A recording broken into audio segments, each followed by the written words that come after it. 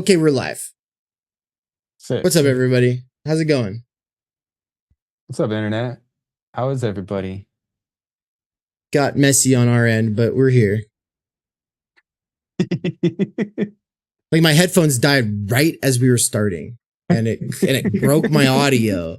And then Nance was like pulling up the thumbnail, but it's like the wrong size, so shit's all cut off. But whatever. What's up, everybody? How's it going? Nance, how about you read off the chat and let me know who's all here while I get you the right thumbnail. Yeah, man. We got Theo in the chat. We got Mikey in the chat.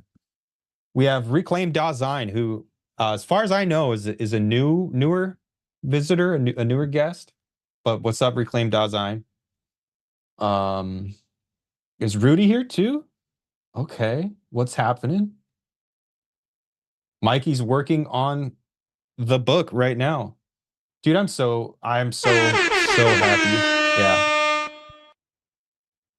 So happy. Cannot really link YouTube, sorry, but it's under your. Okay, so yeah, it looks like there's a lively conversation going on. A lot of excitement about Mikey's book. And okay, and Rudy, and some engagement from Capital Mondays as well. Okay, yeah, dude. That's what I like to see. Ongoing conversation. Nice. And there you go. You've got the thumbnail in that chat, so you can pull up something a little bit more like the right scale, I guess.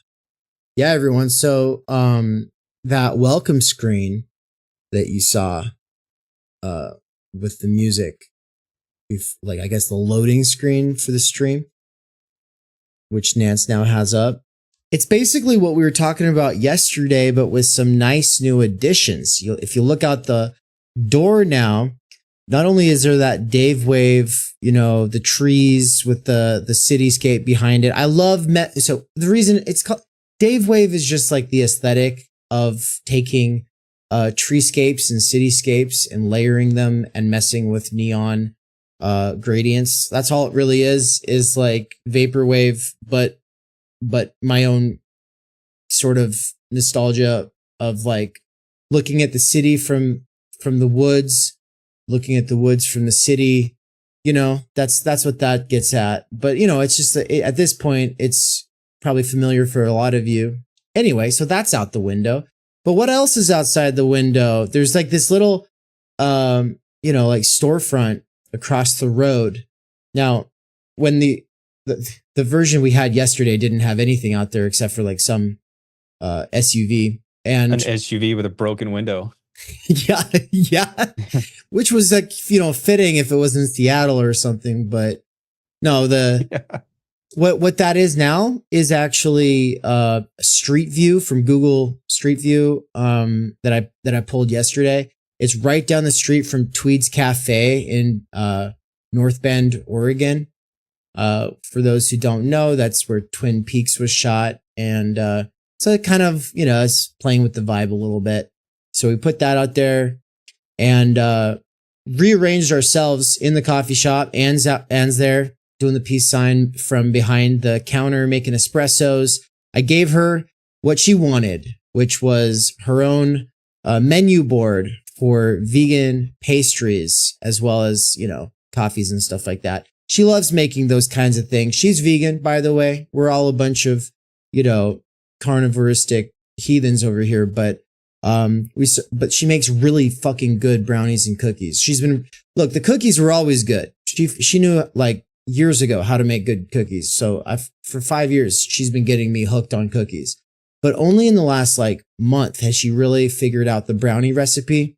Every time she made brownies, I was always like, we'll see, here we go. And then it's like this gooey soup, or it's like this brick. You know what I mean? She finally like figured out the crunch to goo ratio that you need for brownies to not just be cake or bricks. And so yeah, it's a hard thing to get, especially when you're not using standard recipes, right? And so in the world of veganism, it ain't easy, but she got it. And so give it up for Anne. Bomb ass peanut noodles, whatever the hell that was.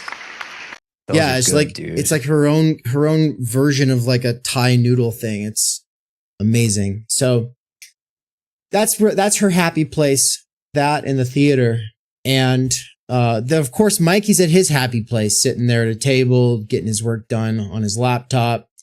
We got a copy of Underground Theory and a copy of Timenergy on the bookshelf. What else do you see there, Nance? Well, I see up over there on the window, there's the dope ass TU logo with some scheduling, looking like courses and fucking seminars and IRL events. Is that an advertisement for a course underneath that? Which course is that? Is that the Brenner course? That's the Or the Levinas one. course. Yeah. I wanted it to be relevant for a few months, so I put like something that's a few months out, you know? Yeah. That was gonna start yesterday, but we put it out till August because I want more time to get people interested in the Levinas course before it actually starts. Also, give ourselves a little bit of a break to prepare for the tour, and I have to restructure the website. And I'll be perfectly honest, where I'm coming at things right now compared to yesterday, a lot more stressed because I've been just trying to like nail down some of the plans for the European stuff. And I'll just say it this way: a handful of people, a small handful, but a handful nonetheless, of people who are trying to help bring us to their city or whatever, all for their own reasons, have had complications. And so I'm watching, venues fall out from under us, and people kind of back off in how they're going to help, to where in some places I think I'm going to completely cut off entire stops of the tour. I would rather spend twice as long in one place and just do one event than rush from one place to another just to have a sort of mediocre event where we're not really being received anyway. And so, dude, we ran into that on tour. I mean, there were a couple stops where we kind of weren't welcome, and they sucked for us. They sucked for the people involved. I mean, especially that last one that just kind of shattered my like emotional fucking frame. It was kind of like, what the fuck is even the point in this? No one here gives a shit. No one here respects what's being said. No one here takes your shit seriously. We're putting ourselves out here, and they're worse than disagreement, worse than hate. It's just a lack of interest. That really sucked. So it'll either click for these people eventually or it won't. And either way, when it clicks, they'll be late to the party, and it is what it is. And if they want to be at that party, then okay, cool, good for them. But no, dude, like fuck all that. People trying to sun us shit. Fuck all that. Yeah. And it wasn't the last on the tour. The last on the tour was amazing. Yeah. No, the last couple were really great. But yeah, there is that tendency for people to be like, oh yeah, we're going to sun you and treat us like we're nothing more than a podcast, which is definitely something we've run into a bunch of times where people are like, oh yeah, you're a podcaster. Oh yeah, you're trying to do what Sublation's trying to do, or oh, you're trying to do what Compact's trying. Dude, shut the fuck up. We're not a magazine, all right? We're not a fucking magazine, all right? It's an independent education platform, vying for a handful of working class autodidacts. So don't get it twisted. It is what it is. And if you don't like it, you can get out of here. That goes for you too, man, in the chat. Oh, LOL, Levinas. I'm not a fan. Just saying. Well, then go away, dude. It's you don't come into the kitchen and say you don't like the food. Like, if you don't like it, just shut the fuck up. Like, I'm putting my whole life on this, and Levinas is as important as Heidegger, is as important as Marx, is as important as Lacan, and I wouldn't be building everything here around it if it wasn't important. And if you just think it's not, then fucking whatever, dude. But I I have to come in Or- and I have to come in. Oh, hold on. I'll let Nance play nice cop here in a second, but I just have to come in and say, I'm not interested in building relationships with people who are not able to take Levinas seriously. I'm not interested in it. And the fact that there's so much interest on the internet for Deleuze and Guattari and Heidegger and Marx and Baudrillard, it's like, cool guys, cool. But also, if you cannot sit with the actual history of the 20th century, or at least the sort of impression most people have gotten from it, and the actual disasters of the 20th century, and think about the human proclivity or tendency towards totalization, towards reducing other people into little tiny boxes and using the logic of in-group versus out-group to essentialize and reduce a write-off and ultimately genocide people in a perpetual state of war, and putting that forward as real politics and putting morality and like the actual obligations we have towards one another and what we actually learn about our obligations towards the other in terms of our vulnerability and precarity on this earth in the finitude of our existence. If that doesn't fucking matter to you, man, like you might as well just be, I don't care.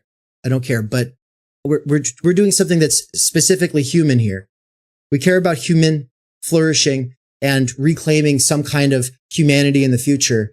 And as soon as you start doing capital related stuff, you start getting all these people who are just like, oh yeah, Marx had it all figured out, man. That's all we need.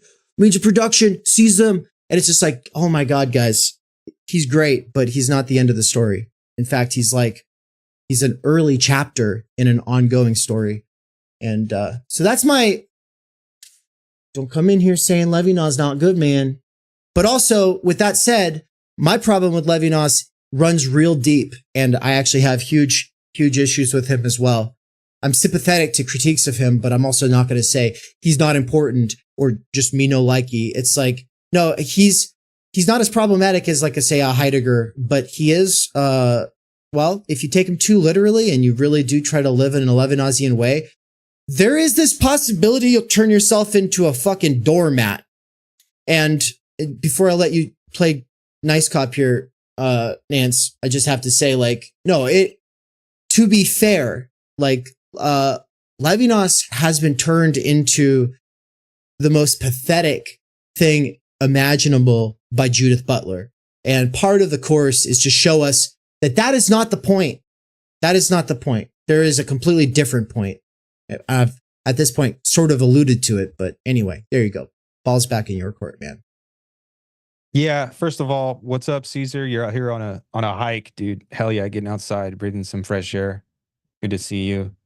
Mikey, Levinas is one of the greatest ethical thinkers in the entire history of human thought. Aristotle, Kant, Levinas. And yeah, I think I was just going to say, or stick around and actually, see what it is you're shitting on before you shit on it. To reclaim Dasein in chat saying, fuck Levinas. Like that's cool. I whatever. wasn't calling him out. I wasn't gonna say who it was. I was, for the people who are just listening, I was just vague posting. It's nothing personal, man. You're saying something that you're saying something that a lot of people around me say. If it was like a random rare thing, then I wouldn't take it that seriously. But it is kind of like a very popular thing to shit on Levinas without really taking him seriously. And that's why I get defensive, is because it's like, no, man, this is a battle I'm willing to die on, I guess. But yeah. Yeah, take it seriously. Like, I similarly, like, reading Simone de Beauvoir, I struggle to read that because it's like attacking Levinas for like straw men. And it's, I don't know, it's hard to read it, but anyway, like, I don't know, man, come in and take it seriously and find out what it's all about before you go on and tell us how many books you've read and how smart you are and how stupid we are. I don't know. That's not really the mode of operation here. We try not to do that. We try not to welcome people who just want to come in here and, use jargon and impress us with your fancy book words. I don't know. Get in here and take it seriously and either join the learning process with us or actually demonstrate how smart you are. Don't just say it. Show don't tell, motherfucker. I learned that somewhere in school. Theo said the patriarchy put Anne in the background. Shame. Fuck, yeah, no, she wants knows. to be there. That's where she wants to be. So, she's you can only try to push a person to the front so much. There's just like guys like to jump in front of things. And if you say, hey, everybody who wants to do something, it's a bunch of dudes go, I'll do something. And then you're like, how about you ladies back there? And they're all like, eh. And you're like, you have two options. One is to say, please come play. And the other way is just to go, okay, cool. Come when you want to. And Theo Underground says, come when you want to. This is not a boys only clubhouse, but we're also not going to stop the show just to, play that game. So anyway, Anne likes making espressos. All right. It's her happy place. Yeah. Yeah, man, don't begrudge her happy place. But actually, dude, that's a fucked up thing. Like, there are women who get hated on. Like, they are begrudged what makes them happy because it doesn't conform with the popular idea, the coquettishness and the this and the that. We care about all these things. Yeah. But we care about them because they're things we have to contend with. Yeah. Not just because they're fancy words. Yeah. Oh, yeah. So Nance and I had a conversation yesterday that started about an hour and a half before the video that we put up yesterday, right? Which was recorded in 3 parts. Anne listened to it at work last night. She was like, did you do the part at the beginning, at the end? And I was like, yeah, how did you know? And she's like, well, I was listening at work and then it restarted. And so I was listening to it and I couldn't stop it in my pocket because I was working. I didn't want to get caught on my phone. And then I heard it like playing the intro again. And I was like, they must have done that way. Yes, we did do it that way. So the conversation started like an hour and a half before that video. Then we recorded that video in 3 parts. And then we kept talking for quite a long time and had a great conversation. And part of that was figuring out like, oh, we want to do a follow-up to do some clarifications, which is why the thumbnail for this video says clarifications. And it calls it part 2 because part 1, the one that went up yesterday, hopefully you saw it at this point, hoping it's not new information for you all. We'll give a quick little recap, I think, before we continue. So it's okay if you're in the live stream or whatever and you didn't catch it. But ultimately, I do recommend actually checking it out because what we're thinking through is a bunch of stuff related to time energy theory, talking about energy time, which is sort of like what a lot of people are probably getting at when they say libidinal time. I have to sign something for my passport, and it's a literal emergency because we've been trying to do this for months and months and months. Thank you, Anne. Dude, right you know here. how stoked I was when I got my passport? Like, this thing, symbolically, I don't know exactly. I can't put my finger on it, but I never thought I would have a passport. So much, but I just don't trust bureaucrats. She's stressed about the picture because she doesn't trust bureaucracy. You have to do your own. Don't show my fucking passport information. I'm alive right now. Screen grab. But no, dude, like, what are you like passports? Passports are like a luxury item. It's like a bourgeois luxury that I never thought I would have. Like, I've traveled the world. I've been to Iraq. It's fine. It doesn't matter. I've been to Germany. Oh my God. But I went there because I was in the army, not because I had a passport, right? But like actually having a passport is like a sense of freedom. Like holding it in my hand, I was like, dude, I can travel the world. I can go places. It's a cool feeling. It also made me feel a little dumb and like self-conscious because I was so happy to get a fucking passport. I'm sure it's just nothing to a lot of people, but also I imagine it resonates with a lot of people too. It's a tremendous privilege. It's a tremendous privilege. It's immense. I mean, it's crazy. It's really hard to get into the United States. We're here. Yeah. But if you have not had a passport, and if you are working class, and if moving about has been very difficult, then like being in the United States, well, it's not that great. In fact, you probably want the fuck out. And, you know, if you come from, you know, if you've got a good enough, class background or whatever, maybe it doesn't matter, but you know, it does matter. And getting a passport and realizing, wait, oh, I can like literally go somewhere. It is, don't talk yourself down, man. That's a special moment. It's stupid it's stupid cool. That it should be. It's stupid that it has to be a special moment, but it is, you know. Yeah.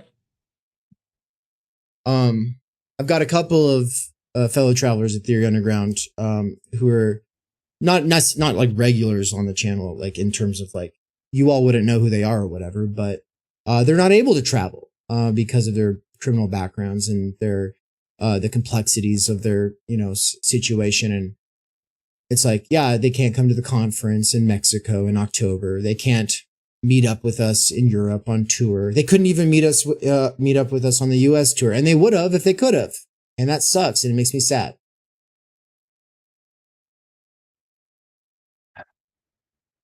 Yeah, man. Got to be global citizens.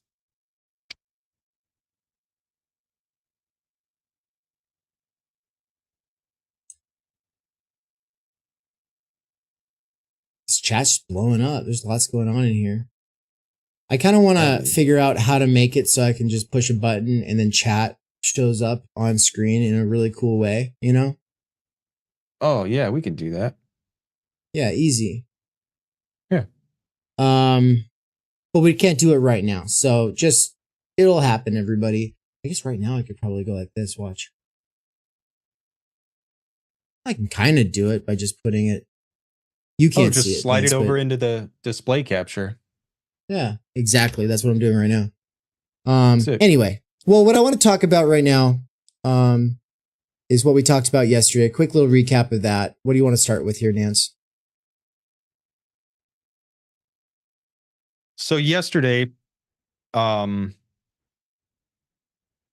noticed in the live chat, a lot of people were excited about energy, and they got really excited, and rightly so. Like we got excited about it too. It's this conversation that's been going on, but it feels like it's reaching a new Pokemon evolution, where at least I'm able to articulate things in a way that I wasn't able to before, and maybe we have a new focus on energy, and talking about energy time as opposed to just time or time energy or time and energy. I don't know. It was very lively in the chat. It's a very exciting conversation, and we kind of talked about it, but we also we kept moving. We also covered a lot of other ground in that conversation, and we'll do the same here today as well. But I think energy and energy time, it's an exciting conversation. So they need more space to talk about. And like, what do we even mean? You mentioned libidinal time. We kind of reacted against the idea of time management.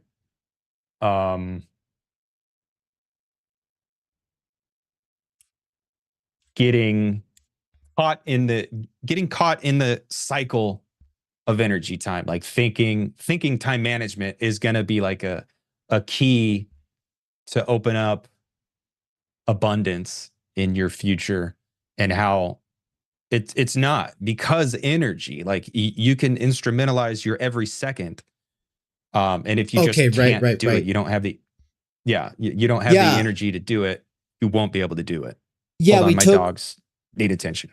We took that basic model of, take care of those doggies. We took this basic model of like, okay, so you divide up the week into so many hours. You got so many hours for work. You got so many hours for sleep. You got so many hours for this, that, and the other things that you love to do or that you need to do.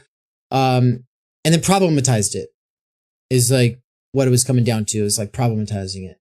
And kind of just, I think with time energy, you know, people think that it's all about time, and they kind of forget about energy. And if they think about energy, they think about it like a battery. It charges up and then it runs out. It charges up and then it runs out. So on the weekends and in the evenings, you're like recharging the battery. And it's not completely inaccurate. That is somehow related to, labor power and its recreation, right? But the point is that it goes way beyond that. And that there's also like libidinal charge as opposed to caloric charge, or we could talk about like the charge you get from potential recognition, the charge you get from deadlines, the charge you get from transgression of whatever it is that you're supposed to be doing. And part of how we got into all of this was, beyond the fact that I've been developing the idea of energy time as opposed to time energy, right? And for those who are like just clicking into this for the first time ever, and they're like, are you ever going to define that shit? Yeah. Time energy is large energy infused, repeatable blocks of time reliably at your disposal in a repeatable way. Without that, you can't learn the violin and you can't read a difficult work of philosophy, right? Or it will take you 20 years to read a difficult work of philosophy. Whereas if you had time energy, you could just take on one, read it, take on another, read it, and you wouldn't have like this constant agitation and distraction and all of these things pulling you away, because you would have like this cool, calm, and collected kind of energy infused large blocks of repeatable time throughout your week. Okay. Now, with that said, energy time makes time out of thin air in a sort of sense. It's like you have like this drive to do something in a transgressive way that makes it so this thing that you don't have time for gets fit in and kind of at the expense of everything else. Everything else falls by the wayside. You fall behind on your chores. You fall behind on your errands. You fall behind on your relationships. You fall behind on work. You're calling in sick because you're trying to get this thing done, right? And of course, it could just be rebellious bedtime, whatever. People talk about that in various ways, where it's just like you're you went to bed, but now it's 2 hours later and you're still scrolling your phone or something like that. Like in a case like that, which is very, very popular nowadays, that is a kind of energy time, but it's, because it feels easy. That's the thing about energy. Like, if something feels really hard or it feels really easy, there's the skill aspect, but part of it is like, do you have it in you? I like how Mikey was really emphasizing that I don't have it in me, or, like if you say, I don't have it in me, what's the it you're referring to? You could say it's motivation, but that's based also on your energy. And if you just don't feel up to a task, a lot of times it's because you're exhausted by even just thinking about that specific kind of a task, right? And so, yeah, that's the stuff that we were getting into. And the reason that it all came up and the reason it was so relevant in the moment was because I spent the whole last week agonizing over trying to get this new PSA together so that I could get back on my publishing schedule. And the thing that was getting in the way of that was these other sort of scheduled things that I have been doing. And they're things that I love to do, but also in booking out like, oh, we're just going to have an hour Zoom call here. It's not just an hour Zoom call. If I only have 2 hours in the morning before that Zoom call, then that means those 2 hours are not going to go into a 5-hour writing or reading session where I can just get into it without maybe energy time. But no, I definitely don't have relative time energy, which relative time energy in the morning would be like, yeah, no, I have the time to breathe and focus on the task at hand. And I even have time to get distracted. I even have time to get pulled away a few times because I'm just getting into the thing. But eventually I gain traction on the task at hand and I'm able to make some serious progress. And I just want to say, first of all, after that conversation, Nance, I felt a lot better. And then in the morning, I woke up bright and early and I was like, oh, gonna get to work on the PSA. And then I was like, oh, I have this idea for something I've been wanting to write for the last like year and a half. So I just sat down and I wrote like 10 pages of it in one sitting. And I was like, yeah, man, I just need to really embrace this idea that like anything that's on the schedule is plan B. And the things that I truly care about, if I have the energy to do them, are always going to be plan A. And I need to be a little bit more ruthless about it and unapologetic about it because anybody who's doing anything with me should be able to get it. If I'm like, actually, I'm writing today. I just need to be able to have like actually, I'm writing today pass that gets me out of anything, because my writing, if I don't actually pursue it when I feel like I have the ability to move forward with it, and instead I'm sitting here doing administrative things, my soul dies, and it's sad, you know. But hey, if I can have my cake and eat it too, I'm gonna be happy, you know. Well, and I think that yeah. like that kind of raises an issue, right? I think from people on the outside looking in, to hear you say that and then to wonder, well, how am I going to be a part of all this stuff, and what am I going to miss out on, and how do I get notified? And like it presents a problem for people who are just kind of not able to make it to everything all the time. And I think that like that pressure, that problem is turned into like a much bigger problem by the medium. Everything on the internet is now. It's a live stream, or it's a one-off session, or it's a this, or it's a that. And so you're always missing out on something. Like, now there's this, and now there's this, and be part of this live stream. And I think being able to get involved and stay involved at Theory Underground, you have to push back on that tendency or that desire to always be part of everything live, and to have this rigid schedule where, you know, okay, this is what I'm going to be a part of next. Like, just like this, the live stream culture. This is a project. This is a place where work is being done. So like, if you are engaged in that project, you're not going to be missing out on anything. Everything is going to be recorded for posterity. Everything is like a living conversation. You'll be able to come in and out, hopefully, and there'll be spaces where you go to get clarification and go to get caught up on things. But it's not, I don't know, it's not like, oh, you need to watch this live while it's happening right now, or you're missing it, and you need to be here for this scheduled conversation, because like, it's not a scheduled conversation, it's an ongoing conversation. Everything that's going on is a living process. So I think, just to make it clear to people who are on the outside, like, don't fret, I guess. Like, don't worry. There are, with the courses, you know, the courses are the schedule when the courses are. People who are involved in the groups, it seems like we're going to have a really good ability to organically adapt to conditions on the ground as they change, because they're never going to stop changing. So if you're looped in, then you're going to be looped in. And if you want to get looped in, go to wherever one of the PSAs points you to, and figure out how to get signed up and all that stuff. Mandy said, let's make Levinas edgy again. And she's all, shh. Yeah, no, actually, I plan on showing exactly why he is edgy, why he actually poses a serious problem for Simon Critchley and Judith Butler and the SJW left on the one side, and at the same time poses a serious problem for all the things that I love.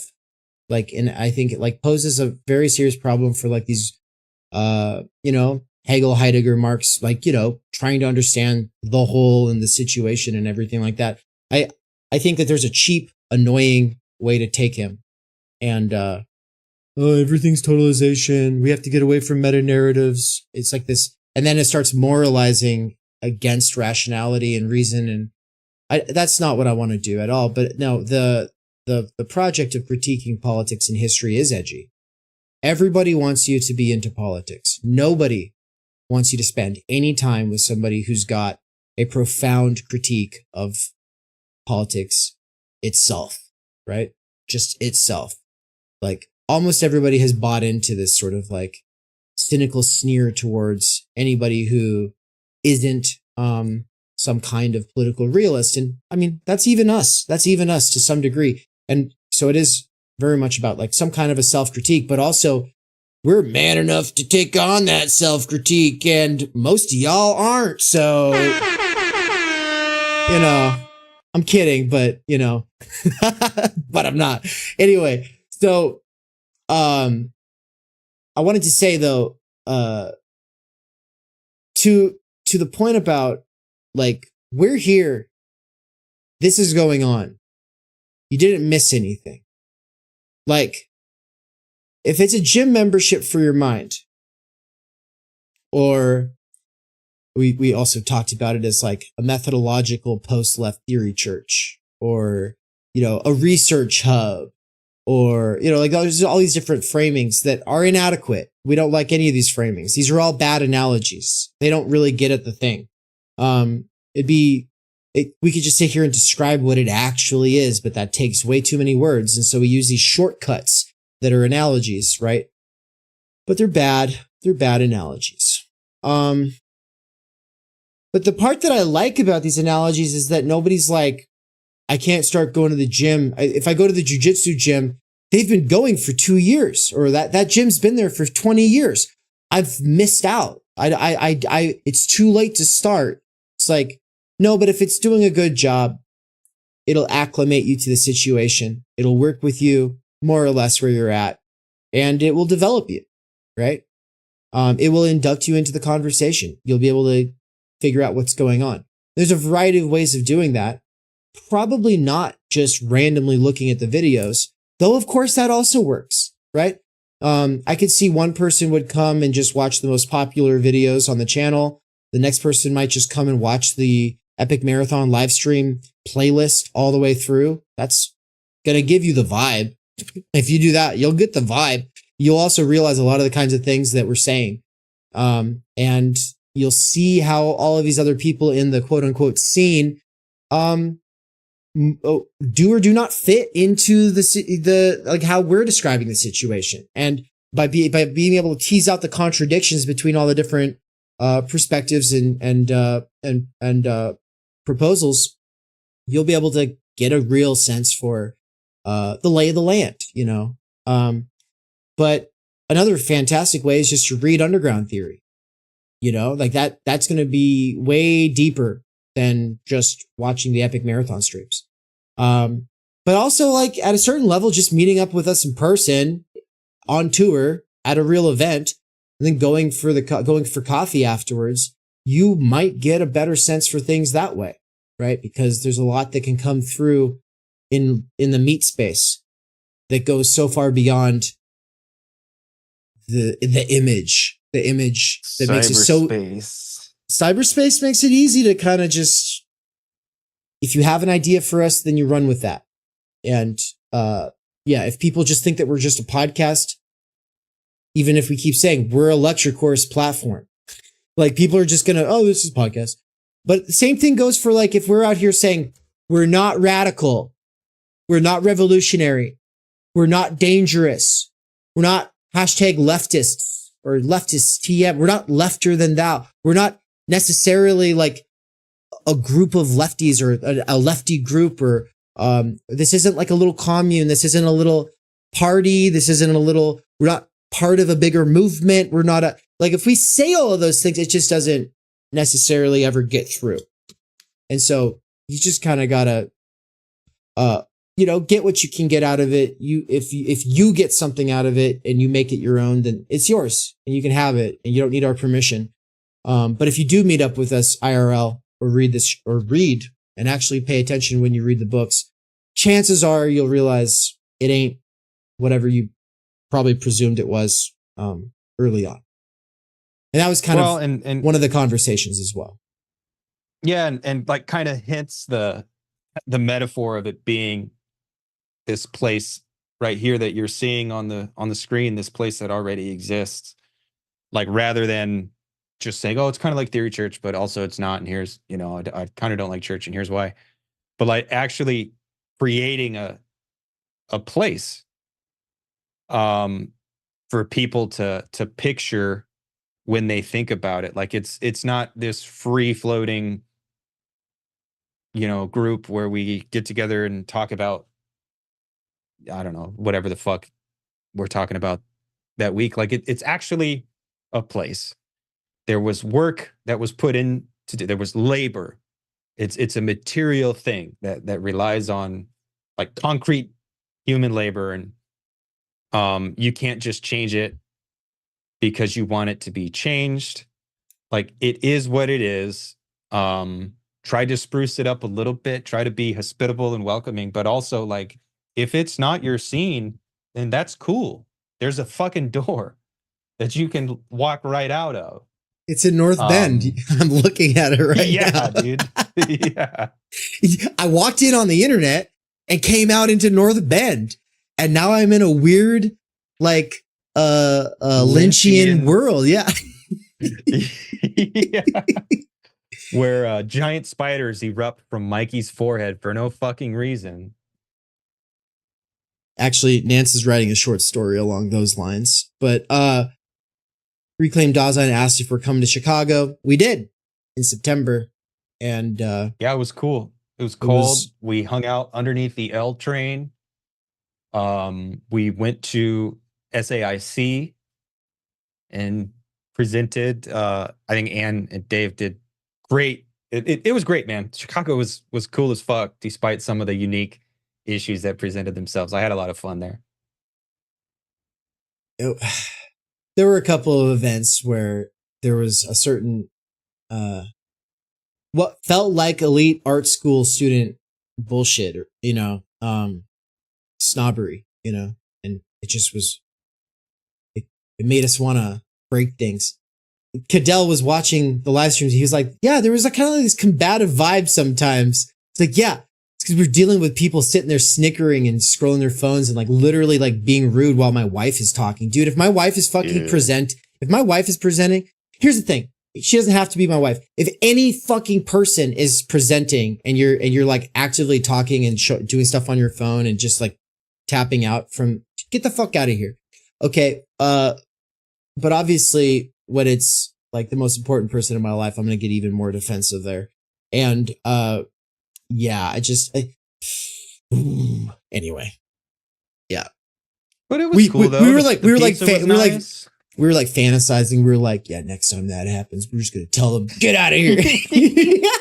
we were like, oh, we're just going to assert ourselves gently but firmly and tell them, hush, get off your phone. Yeah. Stupid fucking students. Yeah, but we didn't do it. It's you always talk the big game, and then when it happens again, it's like, yeah, just kidding. I'm not gonna say shit. But no, the pizza was great. Chris Catrone was a real gem. In fact, I think like I liked him, but because of actually getting to meet him, now I really like him. In like a respect, like my respect level for him went up, and I just think he's a great guy. He's a great guy.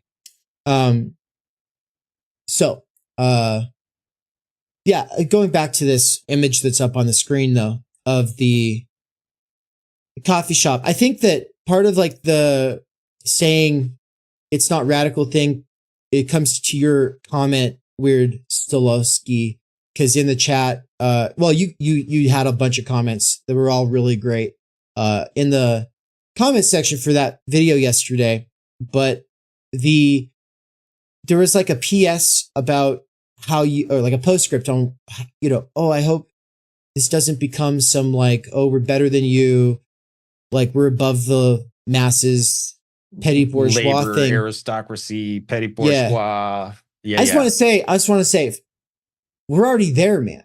Like we can't not be there. I've been there for a long time. It's not going to change. I think everyone's stupid. I think we're stupid, but I think that's the whole point of like, if you read Timenergy, it's not written that way. I don't say in Timenergy, everyone's stupid. Y'all are a bunch of fucking idiots. But I do say in more or less words, we've been broken. Like we've been robbed of our potential to be human beings.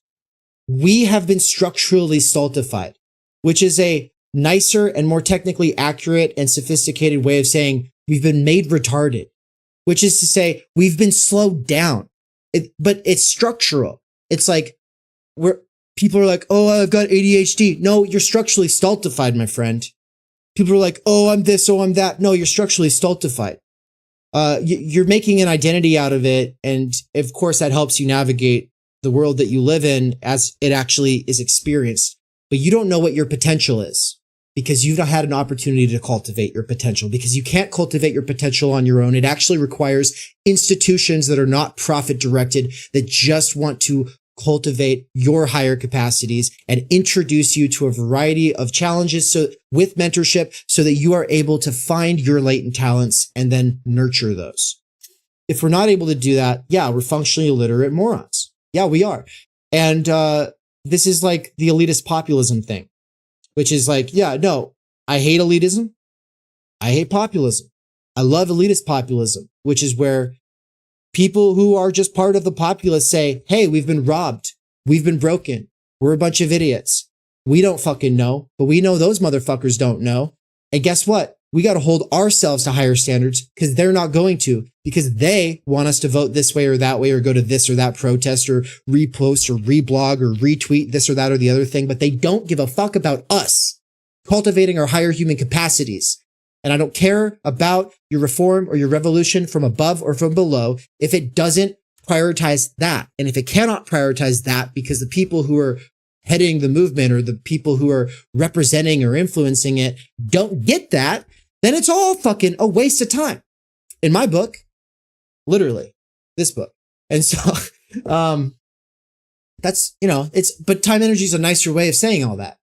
But that is the situation. As far as petty bourgeois goes, I just want to say, like, a small business is by definition petty bourgeois.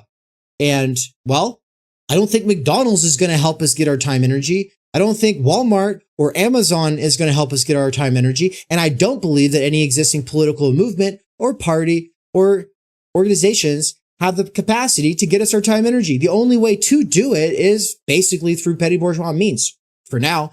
But that's fine because our goal is not radical, revolutionary, or dangerous. Our goal is, you could always do this thing where you go, oh, but that's why it's truly those things. Well, yeah, sure, go for that. But no, it's also like the most harmless thing ever.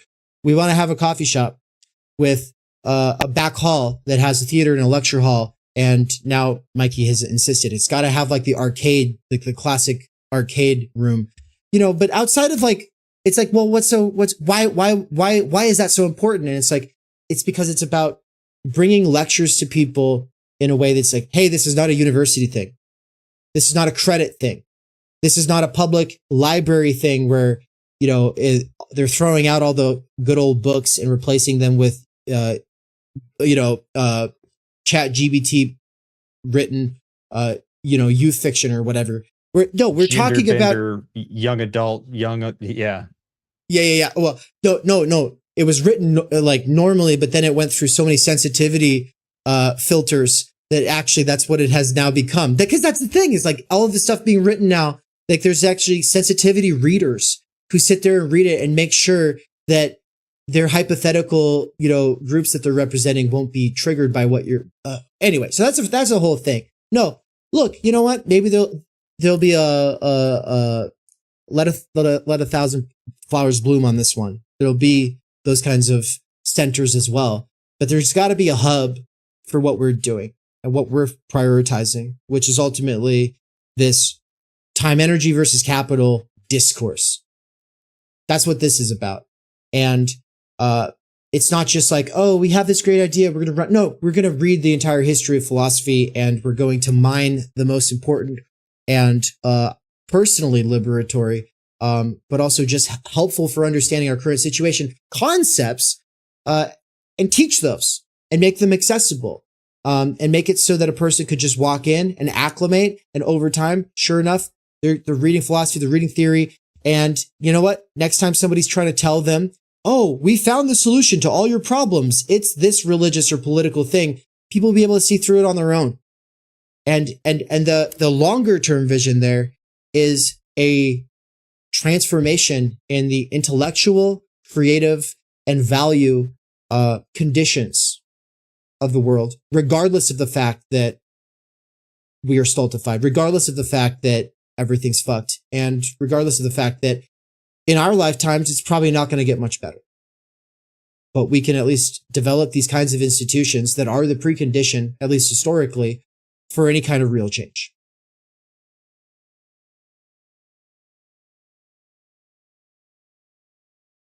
Mandy said, let's make the coffee shop. Oh my God. Ann and I have been talking about it for 5 years. Mikey and I have been talking about it for 10 years.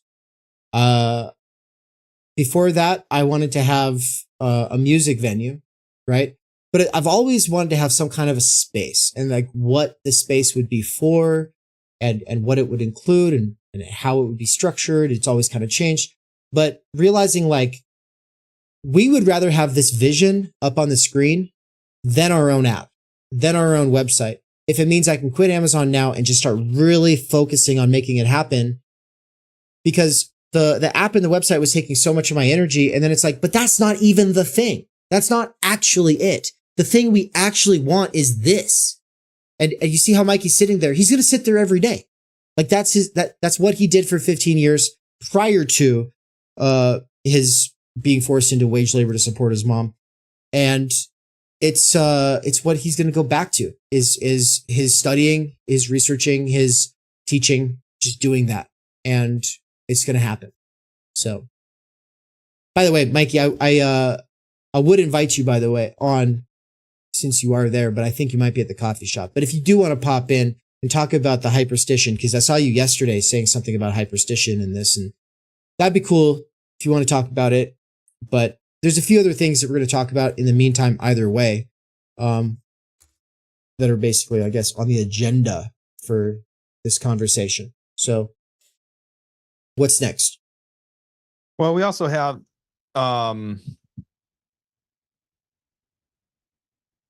I guess more like a functional thing when it comes to what's going on at the Discord.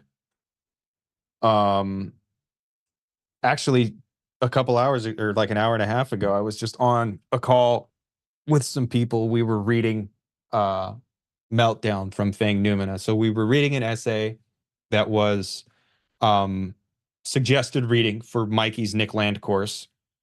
Ian reached out and set up a time, and we jumped in there and read it on the Discord. So that's cool. So there's already some cool stuff happening there. But for other people who aren't aware that there's still stuff like that going on, get in the Discord, enable notifications, ask myself or Dave or some of the other people if you don't know how to do that stuff. Eventually, we'll probably have like an instructional, this is how you do it. But yeah, enable all your notifications, read the pinned comments in the TU Hub, in the rules section, familiarize yourself with it. If you want to utilize it, if you want to be part of these conversations, because they are happening. We're getting together and having exegetical reading sessions, almost like impromptu lectures / struggle sessions type / whatever. Like these things are happening on the Discord. So if you're wondering where it's at, enable notifications on the threads you follow or the channels you follow, read the rules, and get involved in the conversation. Like there's already some great stuff going on with Philip's contribution. We're hoping we can get Rudy's fiction piece over into the Nick Land forum so people can have that. And I want to be very clear. Most of what we mean by get involved with the conversation is not the chat. Like keep the TU Hub chat pretty much on whatever Nance and I are posting about on any given day.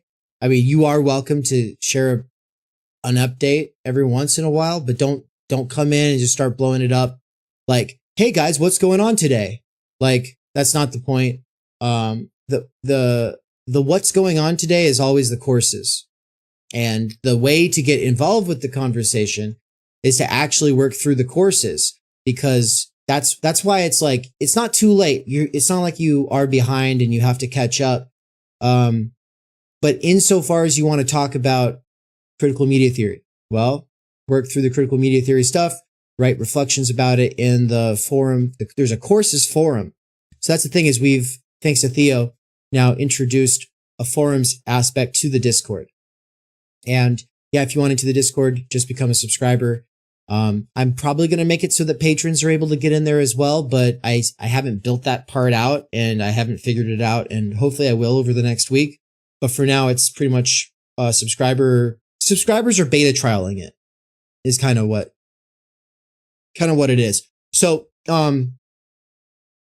after we finished yesterday with the video, we drafted up this little bit of hyperstitioning, which, by the way, hyperstitioning is basically fictions about the future that can become self-fulfilling prophecies and coincidence multipliers. And so it's a concept that comes out of the CCRU, but we love it. And what you're looking at on the screen here is a form of hyperstition. And so, yeah, like I said, a coincidence multiplier. So it's like having private conversations with Anne and Mikey and Nance about what we ultimately want to do with Theory Underground. Part of the issue with it is like, yeah, but that doesn't help other people think about it, help make it real. And so it's like, oh, we should be putting more of our energy towards like the vision, you know? And so we wrote this up yesterday as the pinned post in the Discord. So if you become a subscriber and then you get to join this, the Discord, you'll get dropped into the TU Hub channel. And in that channel, you will at the top have a few pinned things that you can read. And there's also some pinned things in the rules. This is pinned both in the hub and the rules. And I'm just going to read it while you look at this picture, because this picture is kind of based on what we wrote, right? So it goes like this. Welcome everyone to the Theory Underground Hub. Imagine this is an IRL place where when you walk in, it's like a library coffee shop. Michael Downs of the Dangerous Maybe blog, lecturer at Theory Underground, is sitting in his reserved spot at the back, reading and writing. I guess in the picture he's not in the back, but it's good. It's fine. It'll work. Dave and Nance are on bar stools hanging out with Anne, who is doing what she loves, whipping up espressos. You get a hot beverage. It's on us because you're a subscriber. And you consider shooting the shit with Dave and Nance or going to read at a table. If you really wanted to study, though, in silence, there's a quiet study room with walls of books and the perfect vibe down the hall to the back of the building, across from the lecture hall. On the other side of the back of the building is the theater, where monthly double feature events take place on a projector screen that hangs down over a stage used for the live theater performances, which Anne, in parentheses it says, Anne organizes those. You're looking at the theater event schedule when you notice an all-seeing eye that is 10 feet by 10 feet on the opposite side of the room. You ask Nance why that's there, and he says, oh, because we had lots of paranoid anarcho dipshits coming in here thinking we were trying to do something radical, and after kicking them out or scaring them away, at some point we decided to put that up as a reminder that nothing here is radical in any way that intelligence or other kinds of agencies could possibly find interesting or of concern. We're not dangerous. Part of the point is that it's impossible to be dangerous anymore. Lenin and Bakunin are dead. Long live blah, blah, blah. You get it, right? And you say, like, just don't blow up the spot? Instead of responding, Nance just gives you a hug. You're welcome here. This is the vibe. But what's it all about? Big ideas? Rigorous research? Figuring out the situation, uppercase? Time energy theory? So many things. Maybe you're just here because you dig the vibe. Or maybe you've signed up for the ongoing multilingualism immersion activities. But if you're just popping in as a tier 0 subscriber because you want to check it out, just know that most of the rooms in the back and the events that take place there are invisible until you unlock higher tiers. We don't want to overwhelm you with all the shit that's going on here. But if you were to scroll up through this feed, you'll get a sense for some of the people and conversations that are taking place, mostly via Zoom or the general voice chat, during the various kinds of events that we either schedule or that happen simultaneously, or during the hallway conversations that happen afterwards. Postscript, PSA. Please make a custom nickname for this server because otherwise you look like a random gamer and we don't remember who you are. Or it just shows us the first letter of your name. So Philip is currently showing as P ... and Rudy is currently showing as R ... By the way, Rudy got that fixed. Thanks, man. But if we get other people with the same initial, then shit is gonna get confusing. Also, enable notifications and check your Discord whenever you're on the toilet or you'll miss out on all kinds of shit. Postscript. This space has a not super strict hierarchical structure to support an organic network that is barely seen on the virtual side, especially not the free side. But that is the condition of possibility for everything Dave and Nance are doing here. The norms we norm are not for us half as much as the people we want to keep in mind. Don't come in trying to center other people you have in mind just much. Wait, hold on. Don't come in trying to center other people you have in mind, much less yourself, or we'll just say peace and be on your way. This is not a place for your true or whole self. We're all split, bitch. Nor to be an activist. We are militant, but only about research theory and time energy. Post, and then this is the final postscript. It goes post punk metal, post music, post art, post politics, postscript. Theory only, motherfuckers. Keep your hyper niche avant-garde shit out of here and in whatever other Discord you crawled out from. JK, LOL. But seriously. And then there is an asterisk at the very beginning on the word place, right? When it says that imagine this is an IRL place. The asterisk there says not a space. What does that mean? I want to actually ask Nance, what does that mean to you? Because I want to double check that makes sense. I think for me, because I do tend to use space and place interchangeably, but place is a concrete or more obviously it's not concrete, but it's a more concrete thing. It's real. It has its own pre-existing norms. It has its own pre-existing function, and it's real, independent of me. Whereas like a space, I don't know, space just makes me think of safe space. Like, oh, this is just a wishy-washy postmodern kumbaya where we can show our faces to each other and share our emotions and everything is okay. Yeah. My way of using it is like all spaces are created equal on the internet. People who think that they should be normalizing spaces usually treat all spaces the same, right? And it's like, look, if you need like a special little room with coloring books and like no loud noises and everyone's going to make sure to try to like see you as your whole self, and that's great. There are spaces like that. And those need to exist because we don't know what you're coming out of. This just ain't it. And the point of like a place as opposed to a space is like on screens, everything's two-dimensional and infinite scroll, and it's all just the same space in your mind. Like the medium is the message, and the message is that all spaces are equal. And the point is like, no, man, this is a place. It requires an actual organic human network operating in the background. And when that breaks down, everything else breaks down. And so most of what you see is not the two of us. Most of what you see, which is the two of us, ain't it, right? Like this is just like the media arm of what it is. And most of what it is, they are parents, they are teachers, they are busy working, and they are in my direct and immediate organic network. And through the media form, you are getting involved to some degree, but it's mostly through the spectacle. And if this was a material place that you could come to as we'll get into this a little bit more, a digital nomad, right? And this is like a sort of nomadic mecca that people travel to, you would here definitely be able to get a little bit more of a sense of what it's all about, beyond the spectacle aspect. But it's just the internet, man. So it's all just made up bullshit for now, and it's all just spectacle for now.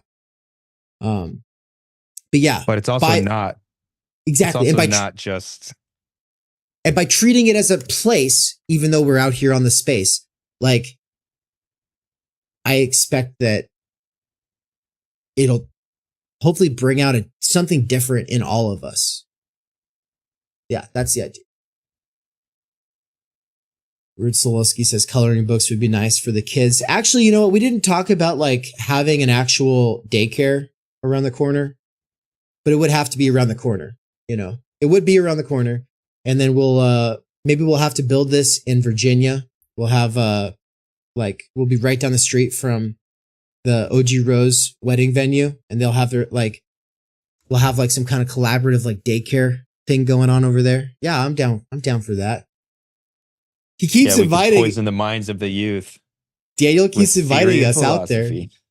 Dale keeps being like, dude, come to my farm. I can't wait. I can't wait to go out there. It's a beautiful part of the country, and I want to go back, and now I have a good reason to go back. Yeah, man. Also, at risk of getting banned, Nance, can you go to the rules tab and in the Discord and open the video that Anne shared? And do you have sound sharing on right now? Because if you can play this music video, this is the one and only trigger warning anyone ever gets at Theory Underground. Anne shared it yesterday, and she said, "Let this be a warning. This is the only trigger warning you will receive here at Theory Underground." And it's the song Trigger Warning by Sunrise Skater Kids, which I'll use as like a short intermission to run and refill my water and get refreshed before coming back on.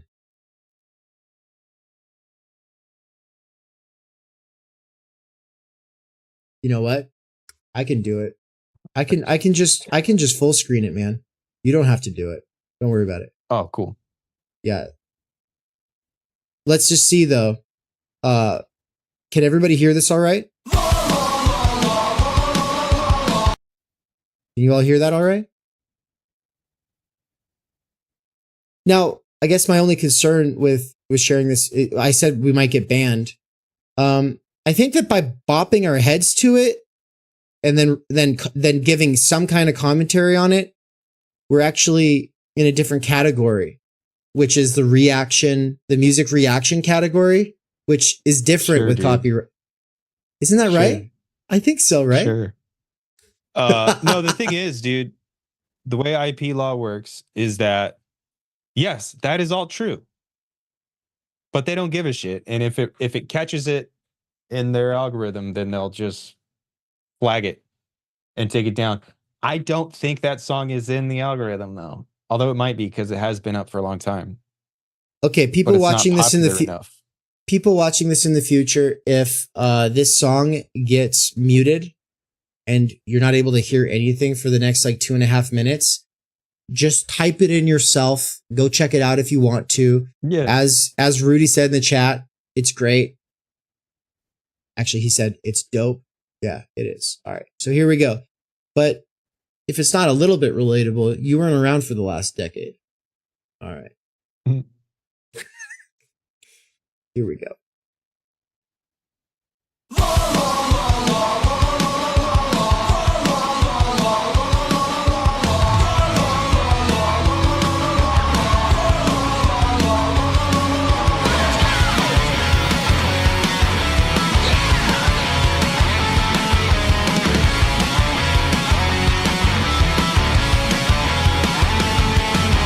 Hanging with my pals, no care in the world. this girl, I ask her on a date. She tells me that sounds good, I'm gonna make her night, cause I'm a classy dude. She said, do you have what it takes to be a feminist?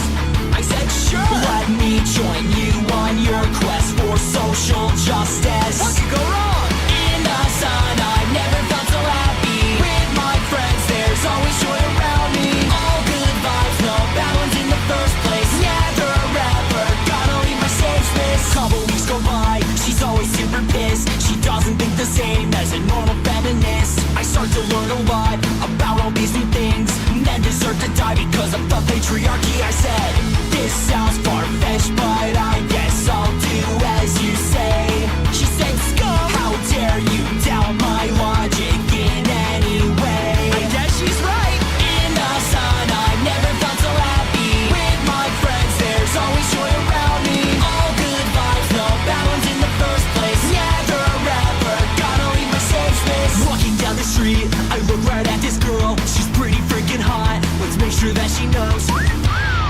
What did you just say? It was a whistle. Did you just oppress my girlfriend right in front of me? Chill out. It was You just... cisgendered hyper-privileged! What are you doing? No, stop. Please help me!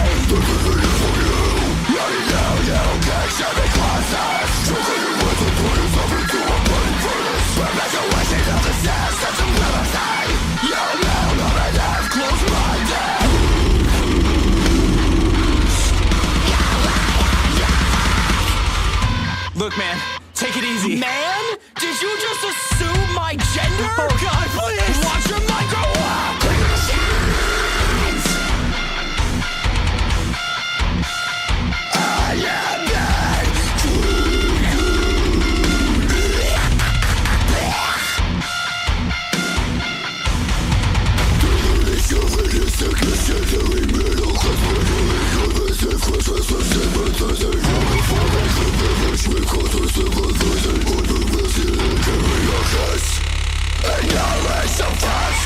In conclusion, I hope you die alone. What do these words mean? Alright, where were we? In the sun, I've never felt so happy. With my friends, there's always joy There you go. around me. All good vibes, no bad ones in the first place. Never ever gonna leave my safe space.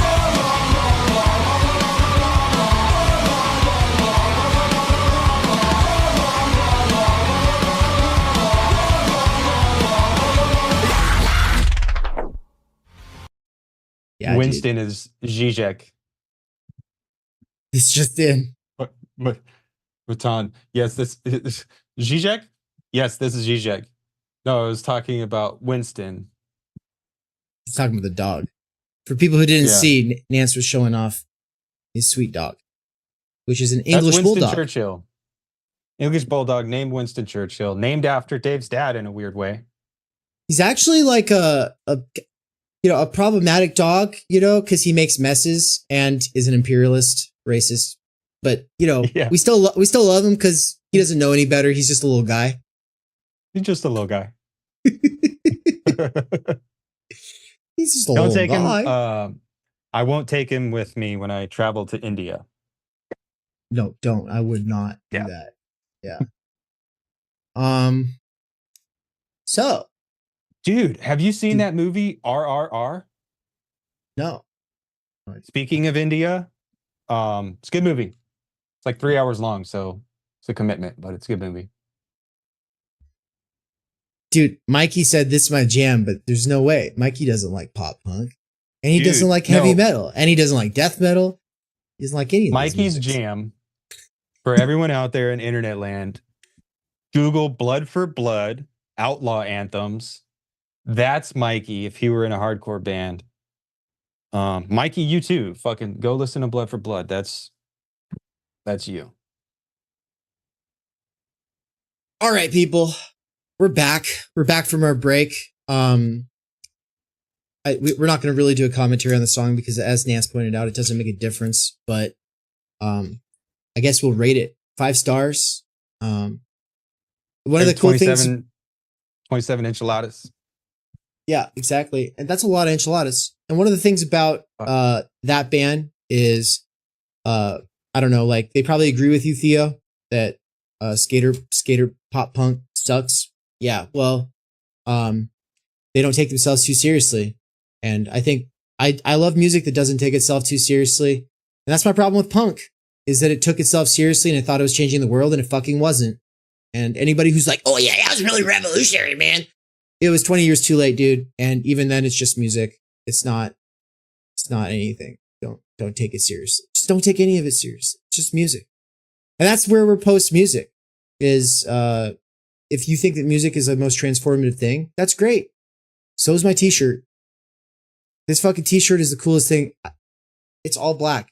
There's nothing cooler than that. But it's just fashion, Super guys. cool. With music, it's fashion. It's just fashion shit. But if it helps you get through a rough time, or if it helps you feel more comfortable in the world, or be yourself or whatever, then rock on. Rock on. What else do we have to talk about? I don't want to read the chat anymore. Other than- like for a little bit, I'm going to take a break from the chat. I love you guys, but I'm going to take a little break from the chat because I think it's made me a little ADHD here. Well, apparently, I apologize. Apparently, RRR is problematic, but I apologize for that. So, dude, if you don't, I believe it. You should only listen and or watch things that are problematic. It makes it a lot easier if you just tell people, well, that's why I do not engage with media content that's not problematic. Yeah. So I don't know if Mikey if we're gonna entice him to jump in or not to talk about hyperstition. I know he's trying to get work on the book done, but it would be kind of fun to have him jump in so we could talk about hyperstition. And then other than that, I wrote down a little list of things we wanted to talk about. We also have this idea of being nomads. Like everyone on the internet is a nomad. And nomads travel with their homes and their backpacks. So everywhere they go, they're at home. And I've actually seen Bedouin. And it's fucking surreal to like see those motherfuckers out there like traveling and shit. But we're all uprooted. And we're all kind of like at the mercy and whim of the internet and the algorithms and the machinic impetus that kind of rules over us. But we can use that in our favor. We can become nomad. Yeah, man. Well, I think doing that, we already are. We already are. Is the thing. Yes, right. But like we can lean into it and take our home with us rather than just always being uprooted, rather than just always being on the wind. We can take our roots with us. And that again comes back to this physical metaphor of actually having a place that we carry around on our backs with us. So the Underground Theory volume is coming to a city near you and on Tour Zero. It was really big and it was actually really exciting because it was like, yeah, coming to a city near you, the possibility that if you're watching this video or if you're reading this book, we might be coming to a city near you. You could meet up with us. You could tell us we're dickheads to our face, or you could agree or disagree or all these things to our face. And that's fucking cool. But like with this place is already in a city near you. It's already everywhere.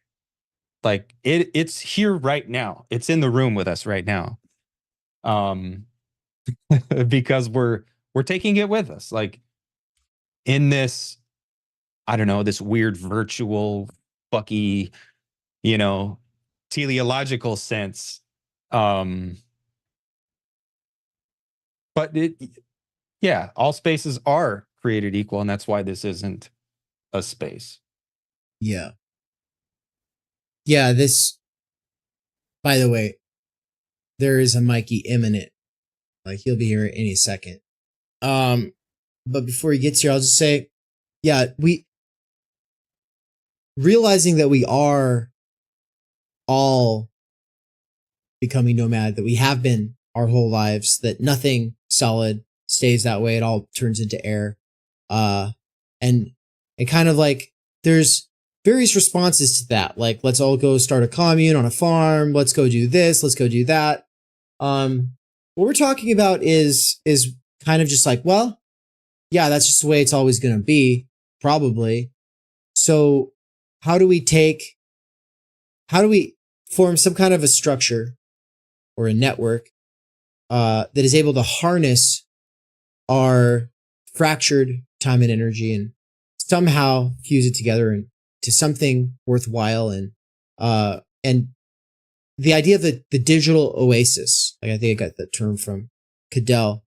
It's like everybody's got their little digital oasis. And yesterday we were talking about the Thinspiration, anorexia posters, as opposed to the, here's Mikey. But basically there's all these hyper niche ways of getting your jouissance online, and kind of just owning that is kind of what the current theory scene is doing, but saying, hey, we can maybe make that something more. That's what we're working on. That's what we're figuring out. And here we go. Mikey's entering the chat. Put your hands together, everybody. Please welcome. I'm going to get the screen fixed. What the hell do you want? Don't be rude. Don't be rude. Hey, I've had a couple drinks. It might be a little rude. All right, good. Fair enough, man. Yeah, that makes sense. You got me over here doing like 3 fucking writing sessions a day to try to hammer this shit out. I need alcohol. Yeah, that's fair. Here. I'm going to pour myself another drink, so I'm not turning the camera on. I'm just bumping around my house here.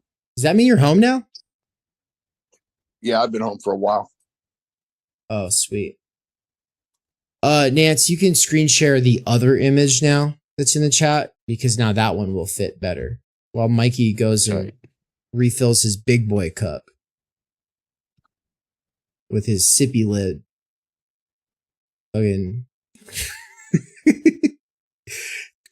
I don't know. Let's just bully Mikey. That's how I think we should just bully Mikey. Now that we got him here, let's push him around. No. Bye. Hey man, no, we're stoked to have you. It's awesome. I'm only now staying for a minute.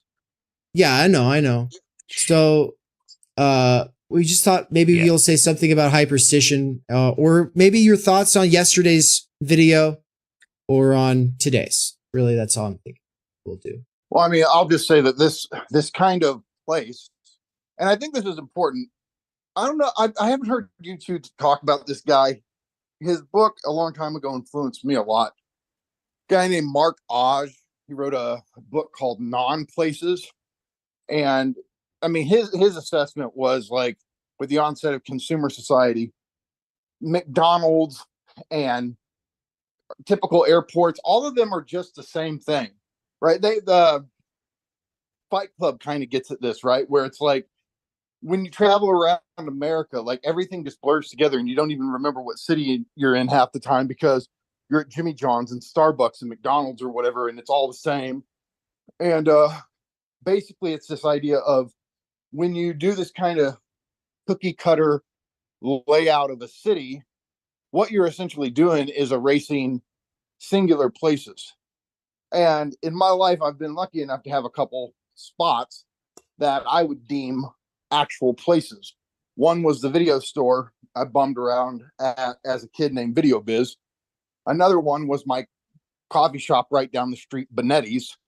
Mm-hmm. Both of them have closed, right? So, but what made them places is that it sounds funny, like the bar in Cheers, but you want to go a place where everybody knows your name, blah, blah, blah, right? That's the theme song. But what you do get to know the people.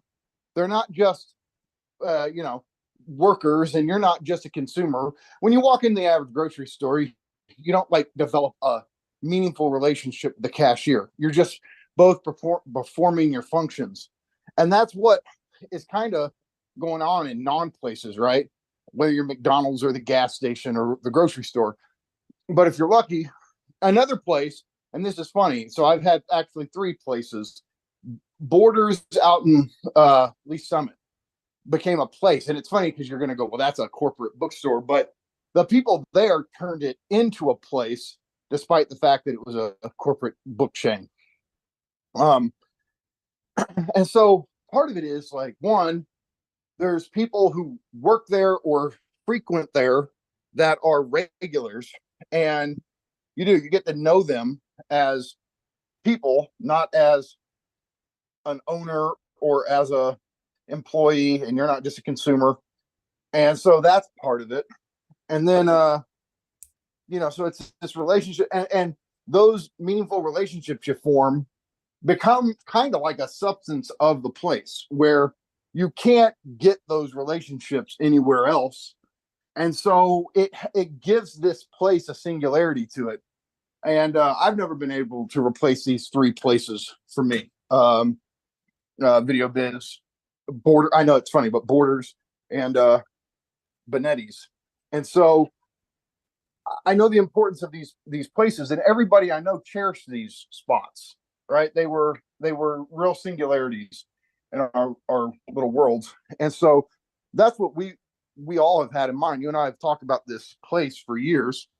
It is like a local, like,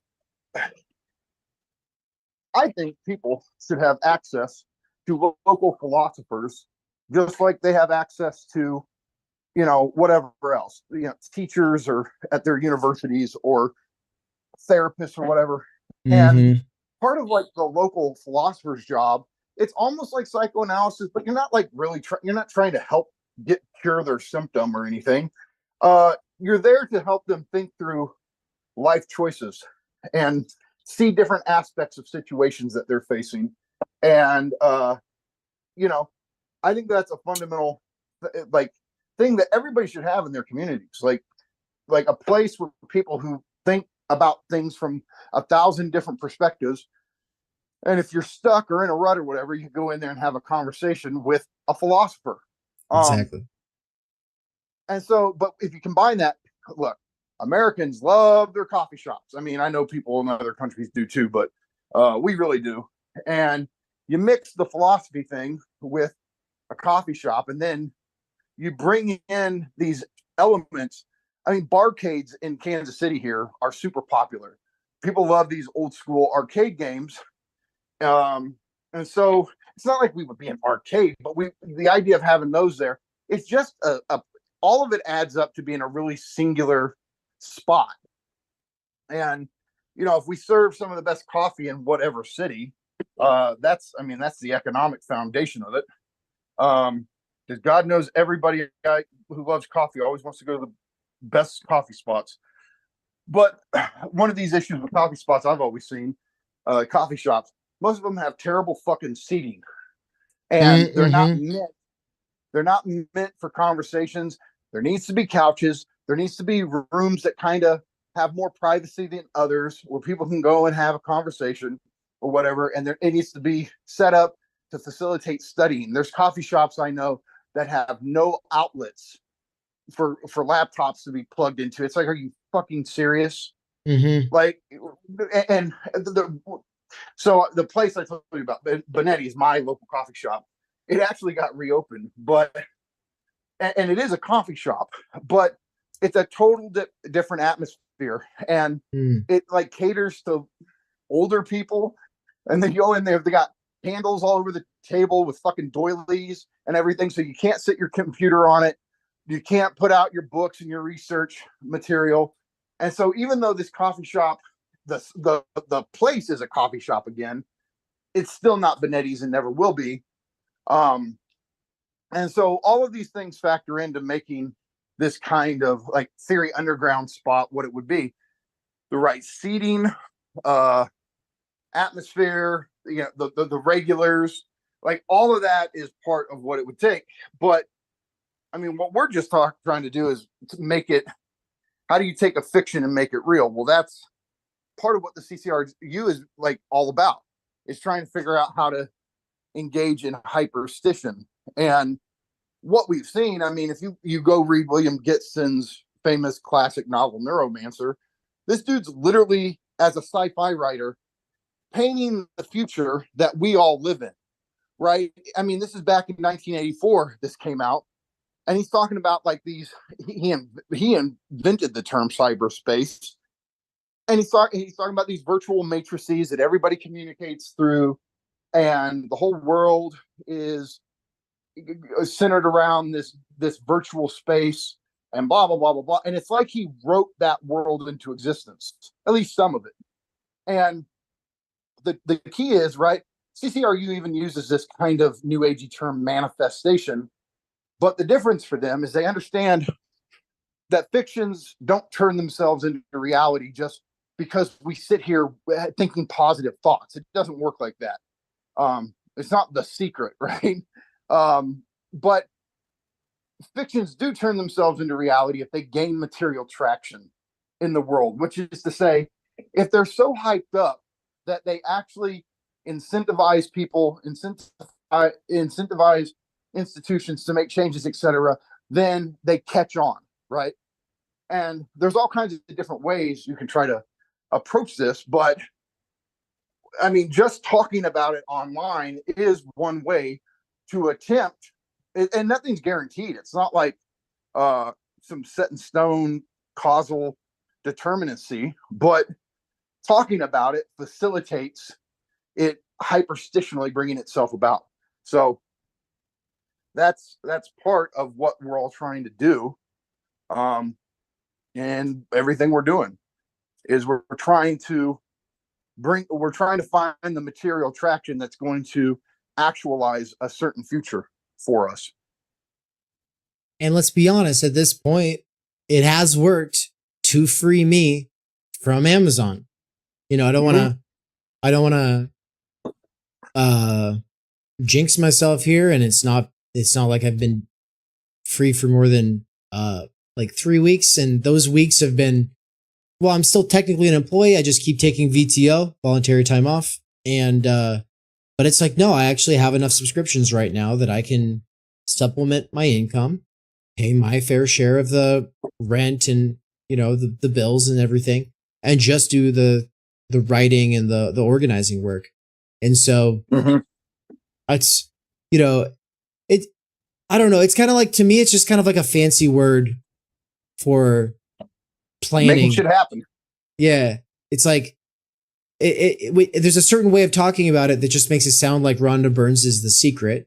But like, I also think this idea of coincidence multipliers, I think that has been really useful. At first, I think when you were teaching the Intro to Nick Land course, I was like, huh. Well, yeah, part of it is like you hype really this shit up, and it's like, what a coinky dink. Shit happened. Right. Well, and like, we all know that when you buy a car, you see that car everywhere. Right? Well, that's a coincidence multiplier. And then we could think about Heideggerian moods, and it's like, you're in a mood, well, that makes it so you see certain things. And so you have a different kind of take on the situation because of the mood. And therefore you're going to see things that other people in a different kind of mood probably aren't going to see. And so what kind of having like this vision thing actually does for us is it helps other people go, oh, okay, like that's what it is. And so, yeah, that's what we're prefiguring, you know? Yeah. And like, so the appeal to this, like, there's nothing supernatural involved here. Like, we're not trying to do like new age metaphysics. The CCRU was not trying to do that. It's the logic, the causal efficacy of hype, right? Of building something up, you know, and there is truth to that, right? There is truth to how things catch on, how things get caught up in a positive feedback loop that just amps them up and amplifies them, right? These are all things that occur, but the difference is, of course, you have to take action. You have to do something for this to happen. You don't just think it in your head. So that's why a hyperstition is not just a fiction, right? I mean, you can imagine all kinds of things, right? I imagine going back to feudal Japan and being a samurai. Okay, well, that's not a fiction that's going to actualize itself. Okay, so it's not just willing whatever you want. It's not just having a positive attitude and thinking that's going to get you what you want, but it is painting a vision of a future and seeing what putting that vision out there gets you. And if you put that vision out there, it can open up possibilities. You do something with those possibilities, you take advantage of those opportunities, you continue to paint the vision, and it's a feedback loop. And sooner or later, like, holy shit, it happened.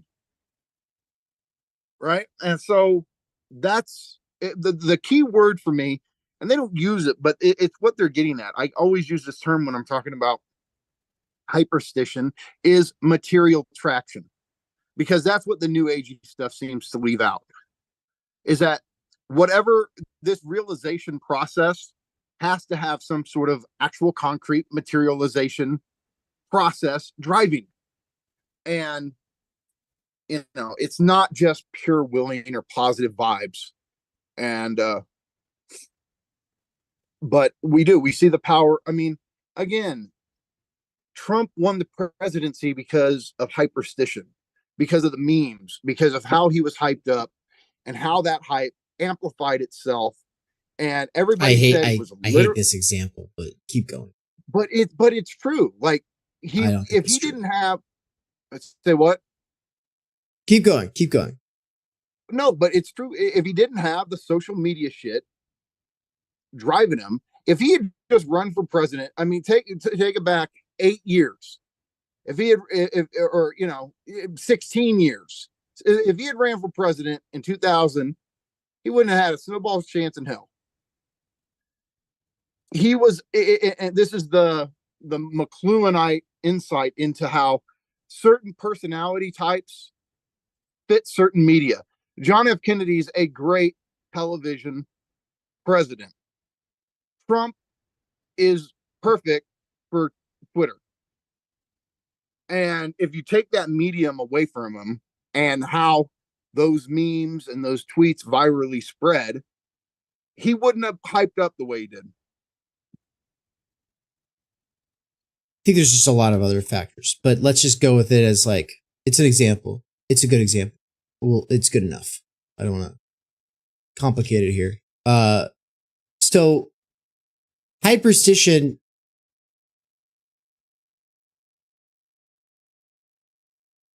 I guess I want to, so Rudy's in the chat.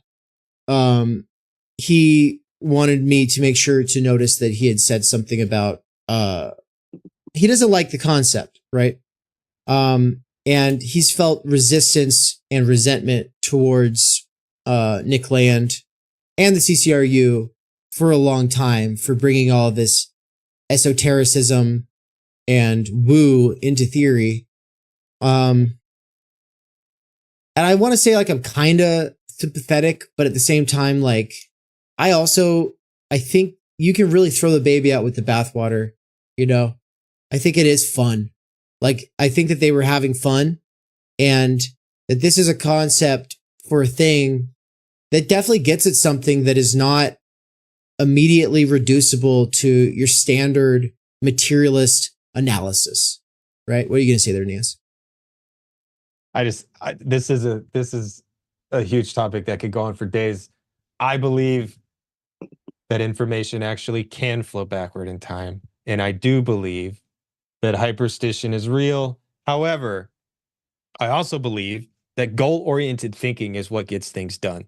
So if we're sitting here talking, like, when I say I believe in those things, I kind of have to, but it's also mostly immaterial because it's all out of our hands, whatever. Anyway, goal-oriented thinking, like, is what is going on when you're talking about, oh, I manifested this. No, it's because you set goals and it was on your mind. And so you directed all your behavior toward achieving your goal. Like, that's what this is. So you can paint it with this fun, fucky, weird, woo-woo shit. And that's fun for some people. Some people, it grosses them out, and that's cool too. But ultimately, like, It's just smart goal setting and like staying focused on the destination that you want to arrive and doing whatever work it takes to get there. And the hype thing too. Like if there are more people who are invested in a project, it's going to be easier for you to accomplish it or for it to get accomplished. So yeah, like the material traction is what is going on and what does matter when we talk about hyperstition. And then all the weird fucky bits don't really matter to the conversation. They're fun to talk about, but they don't matter because you can't deny goal-oriented thinking. And that's really all it is. I mean, and isn't this true? Like, I mean, I've kind of had to come to this thing. Like, if there's aspects of the occult that we can use, that I don't care. That's like if there's aspects of Christianity or Buddhism, you know, I think Christianity's great on this idea of one, everybody is sinful by default. And yeah, you could take that in a bad direction, but you can also say that means don't fucking flip out if somebody doesn't live up to your little ideal expectation of them. They are going to fail you. So you either accept them with their flaws, or you just don't expect anything from them if you put too high ideals on them. Or, you know, the concept of forgiveness, right? There's these aspects of Christianity, but does that mean like I also have to buy into 6,000 years ago? The reason all of us suffer is because two naked assholes ate a piece of no fruit. Like no. No, you have to believe that. You have to, Mikey. The entire You believe Western world that- is built on that assumption. So no fruit. My thing is, I do know this, right? If you take the term hyperstition out of it, and you just look, especially at markets and Wall Street and all that shit, the power of hype, it is real. That shit does occur. And I mean, you see like GameStop shit with all that happened. I mean, you see these moments of hype, and so all I'm interested in is whatever potential there is in hyping something up. Dude, I don't know if you've really seen in the live chat over the last, like, I don't know how long, but no, Nance, I'm drinking. No, not today, but just like over time at Theory Underground. But like first Nance and then Theo have been here as like it's just like, yeah, hype in the chat. And it's like, it is so rare to see in theory places. Instead, you get this like fucking fedora, like, oh, I'm the critic bullshit, right? But you don't just get hype, right? Of course, like everywhere else on the internet, all the other live streams, all across the internet, hype's normal. It's cool to hype shit up. But because we're all supposed to be so critical, oh, we can't hype things up here. And I think Can I also say that this it's a mark. I'll just say this and then hand it over. But it's a mark of maturity, I think, on the side of Nance and Theo, because they are a little older than your average person who's coming through here, and so they kind of get it. Like they're like, oh, this is just, you know, I'm just playing this role. Like they're not like, you know, you could say fuck yeah and use a whole bunch of exclamation points, and if some like teenager or 22-year-old hipster is going to be like sneer at that and be like, huh, look at that sincerity. Oh, well, you're the idiot for reading it as sincerity without any self-awareness, right? And it takes a certain level of maturity to kind of realize like those people don't matter and everyone gets it or they don't. And it's cool that like there are two of you, you know, that have just been like, yeah, you know. Of course, I've got a couple commenters more, but I mean, as far as live chats go, I'm talking about live chats, not the commenters over time. Anyway, what were you going to say there? No, what I was going to say is, and here's another aspect of hyperstition that I like. So if you're just an activist type and you're either trying to protest or do local organization, you've got a real uphill battle, right? Because concretely, the way that people encounter you is just as a little other. You're just somebody with a niche project. I don't care how universalist it is. It doesn't, like, to them, you have some niche political agenda, and typically they write you off. Because in mass society, we have all been trained from day one to not care what little others are really caught up in, but what the big other says is popping. What everybody else, what one does, right? Our desire is desire of the other, right? But desire of the big other, primarily, we desire what Dossman tells us is worthy of desiring. And so hyperstition, or just hype, is a way of trying to affect what is operating as the big other's desire.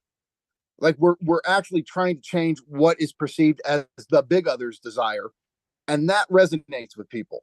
So if it catches on that, oh yeah, this time energy thing is fucking cool, and it's special, and it's possible, it's not even radical, but like if you do all this stuff and it becomes like a default setting in the big other, then something that's everybody just immediately writes off as impossible becomes a live possibility to them, because we've effectuated what is operating in the big other itself. And like local organizing doesn't do that. Hype does that. Hype affects what is popular, what is general, what is cultural, what is zeitgeist. And we're trying to tap into the zeitgeist, and local activism doesn't do that. At least not anymore. And so the question is, how, if we're trying to traffic with the zeitgeist, and by that I mean actually help shape it, then we got to take a different approach than just a people united will never be divided. Oh my God. This shit is so lame. This shit is so like, feel the burn, shut the fuck up, fucking morons. Oh my God. Yeah. Really quick, dude. So could you elaborate on, or actually sort of, okay, Theo had said something in the chat. I think it's a great idea. You should say a little something about the book that we're putting out here in a little bit. You've not actually said anything on the channel about it yet. And so, you know, in this image of where we're hyperstitioning you, you know, you're there on your laptop working away. Now, when we shot that image, I was like working across from you, and so was Ann. We were all at this table, and Nance was there with his camera, and he got this shot. And so there you are. What coffee shop was that at? Really quick. This is a quick aside. Okay, I have two coffee shops that I go to on a regular basis. They are the substitutes for Benetti's, but they can never fill the void that is Benetti's. So my two coffee shops now are Crows and Gusto. And this boils down to just the fact that they're another thing about Theory Underground. We're going to have late hours. I'm so over coffee shops God, not having later hours. Fuck, same with libraries. Went back to pre-pandemic hours. Yeah. So thing is, but as far as like, I get off work at 3:00. You know, I go in, I get there at 6:30 in the morning. Even though it sucks getting up at 5:30 in the morning, at least I'm off by 3, because then I can go spend a few hours at the coffee shops. The only two coffee shops that work logistically for me are these two. I just found out about a third one. I just haven't kind of, in Deleuzo Guattarian terms, territorialized myself at this other one, but I probably will, because it's the most like the type of coffee shop we envision. There's lots of couches, lots of seating, great coffee, blah, blah, blah. Anyway, these two I go to. One is right off of the UMKC campus, which is the local college here in Kansas City. And so you got the it's all the campus kids, the ones who are into philosophy, politics, etc.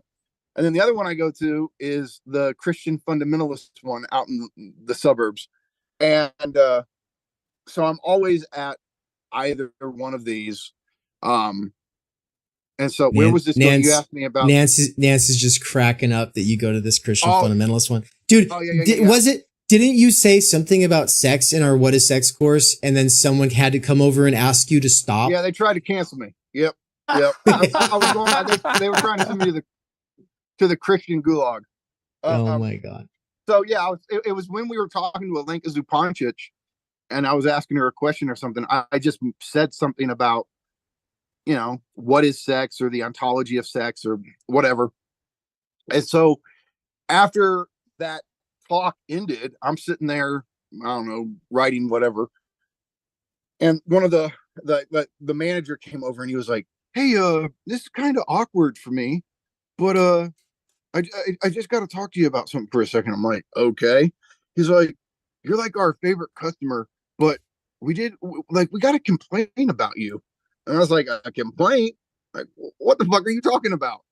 And he goes, "Were you like talk?" He's like, "I'm not trying to be like inappropriate, but were you talking about sex and stuff?" And I go, "I mean, I was talking on a lecture about a book called What is Sex?" And he's like, "Yeah, we got a complaint about like you like saying vulgar things." I'm like, "Well, if you're asking me if I was cussing, I wasn't. I might have said the word sex. I'm so sorry if that's like traumatizing for a typical Christian nowadays, but I didn't say anything inappropriate. I don't apologize for anything." And he's like, "Okay." God. He's like, they were just being overly sensitive. I'm like, "Yeah, okay, all right." But no, they said something about it. But no, okay, I know why I was sorry. The picture, and give me a break. I'm drinking here. I was losing my train of thought.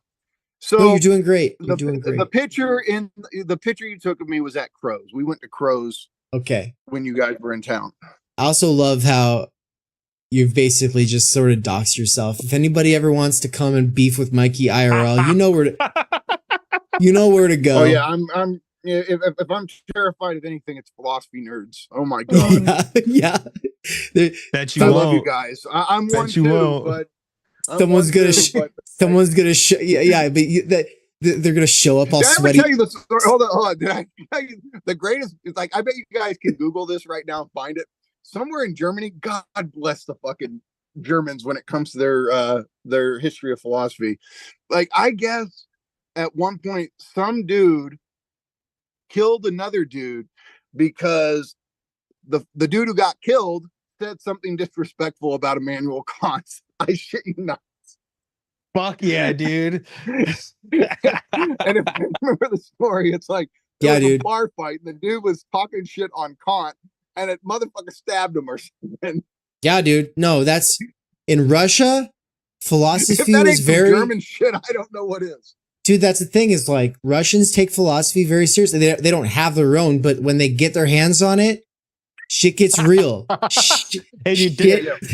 Dostoevsky was fucking based, man. Fuck you, dude. Yeah, well, that's just one of the way he's reacting to the people who were trying to get serious about it, Yeah. Okay, so bringing it back here. I was just so I don't know where back is at this point. Well, I was saying, look at the picture. There Mikey is sitting at that table. All right. So this is what he's been doing at 3 p.m. his time, Central Time, until, he's got to go home for dinner. Every day after work, as he works on all these different blog posts.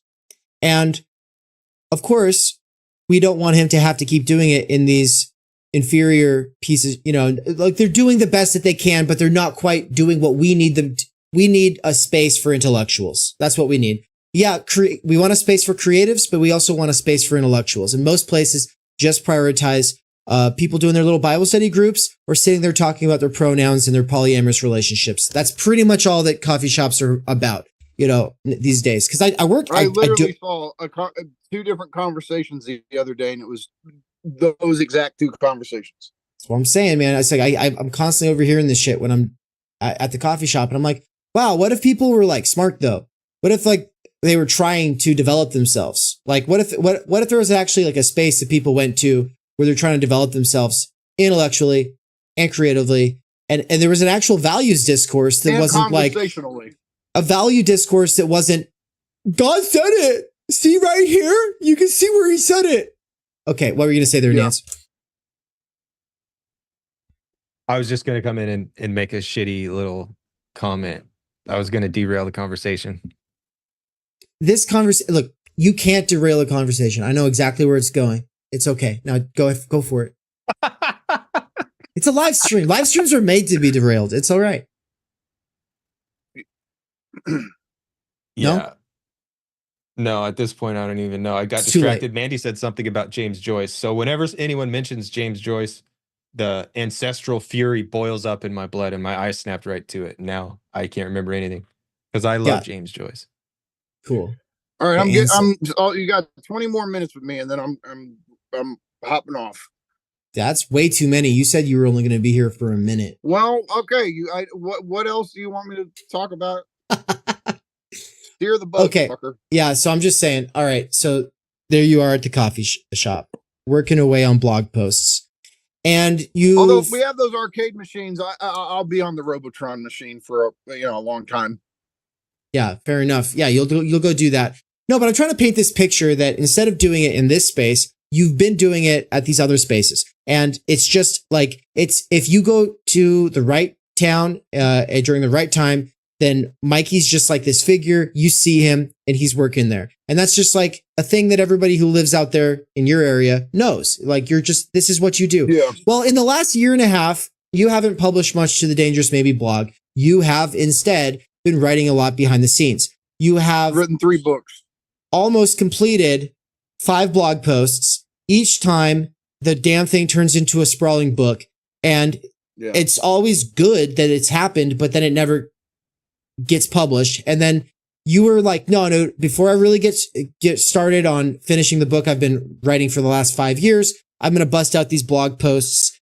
And then you sent me and Nance fucking 125 page blog post. And we were both over 80,000 words. Over 80,000 words. And Nance is like, dude, this is fucking awesome. And I was just kind of like, man, this cannot be You're the like, thing. No, it's not, because it's going to waste it. Yeah, yeah. And so I called Nance up and I was just like, look, it is great, but it's not great because this is like, and then Nance got it and he was like, yeah, this is basically like a way to hide it so that nobody actually reads it, because nobody's going to scroll on Medium for 125 pages for a blog post. And if they do, they're going to be mad or they're going to be irritated. They're not going, it's not the same thing as holding a little tiny book in your hands. If they hold the little tiny book in their hand, they go, oh, this is readable. This isn't that huge. I can do that. Right. Yeah. And so we were having this conversation and he was like, well, I wouldn't listen to you fuckers. And so you had to go bring in the big guns. Yeah, exactly. I was like, he's not going to listen to us. So we set up a call with Todd McGowan. We had a whole conversation with him. Instantly, he saw the problem. He was like, no, this can't. He was like, this can't happen. He's like, this cannot go up on Medium. He's like, must stop. He's like, should I call him? And I was like, I don't know what we should do. If it should be a conference call, or if it should just be the two of you. He's like, how about this? You send it to me. I'll look at it. I'll think about it. So I sent it to him. He was thinking about it. He fell asleep. Same day. Then Mikey calls him for something unrelated. I decided to just call him because I have some question that I need him to answer for me.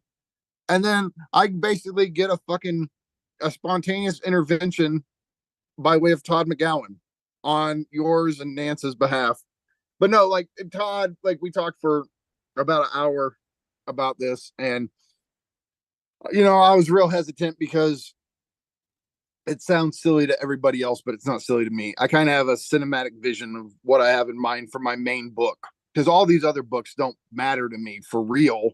They're all they're Wittgenstein's ladder. Like, I'm using them to climb up to my main book, but once I've climbed up each one of them, I kick them the fuck away. I don't need it, because they're all just tools I'm using to get to my main book, right? But Todd talked some sense into me, and like I've always said, man, don't get so fucking egotistical, because we all can, like, especially when you do philosophy. It comes with the territory. But I'm like, when people, especially people who care about you and people that you consider to be smarter than you, are giving you advice, shut the fuck up and listen. They're trying to help you. And I've known people who are so creatively stubborn that it's part of their death drive. And Todd was like, your whole thing with like just waiting for your main book to be done is part of your death drive. You just constantly delay. He's like, 80,000 words is not a blog post. You're insane to think it is. He goes, don't you have another book that's like 200,000 words? I'm like, yeah. He goes, and what, you're going to put that on the blog? Oh, here's an 8-hour read. Here you go for free. He goes, this insanity must stop. He goes, it's time for you to have a book out. We know that you've written books, and okay, it's not your little cinematic scenario where you write one main book and that's basically all you do or whatever. He's like, fuck all that shit. Let Dave publish it and let him publish the other ones that you're sitting on. And then when your main book's done, great. He goes, but this is all death drive bullshit, and you're just hurting yourself, and you're not helping your own reputation as a thinker and as a theorist.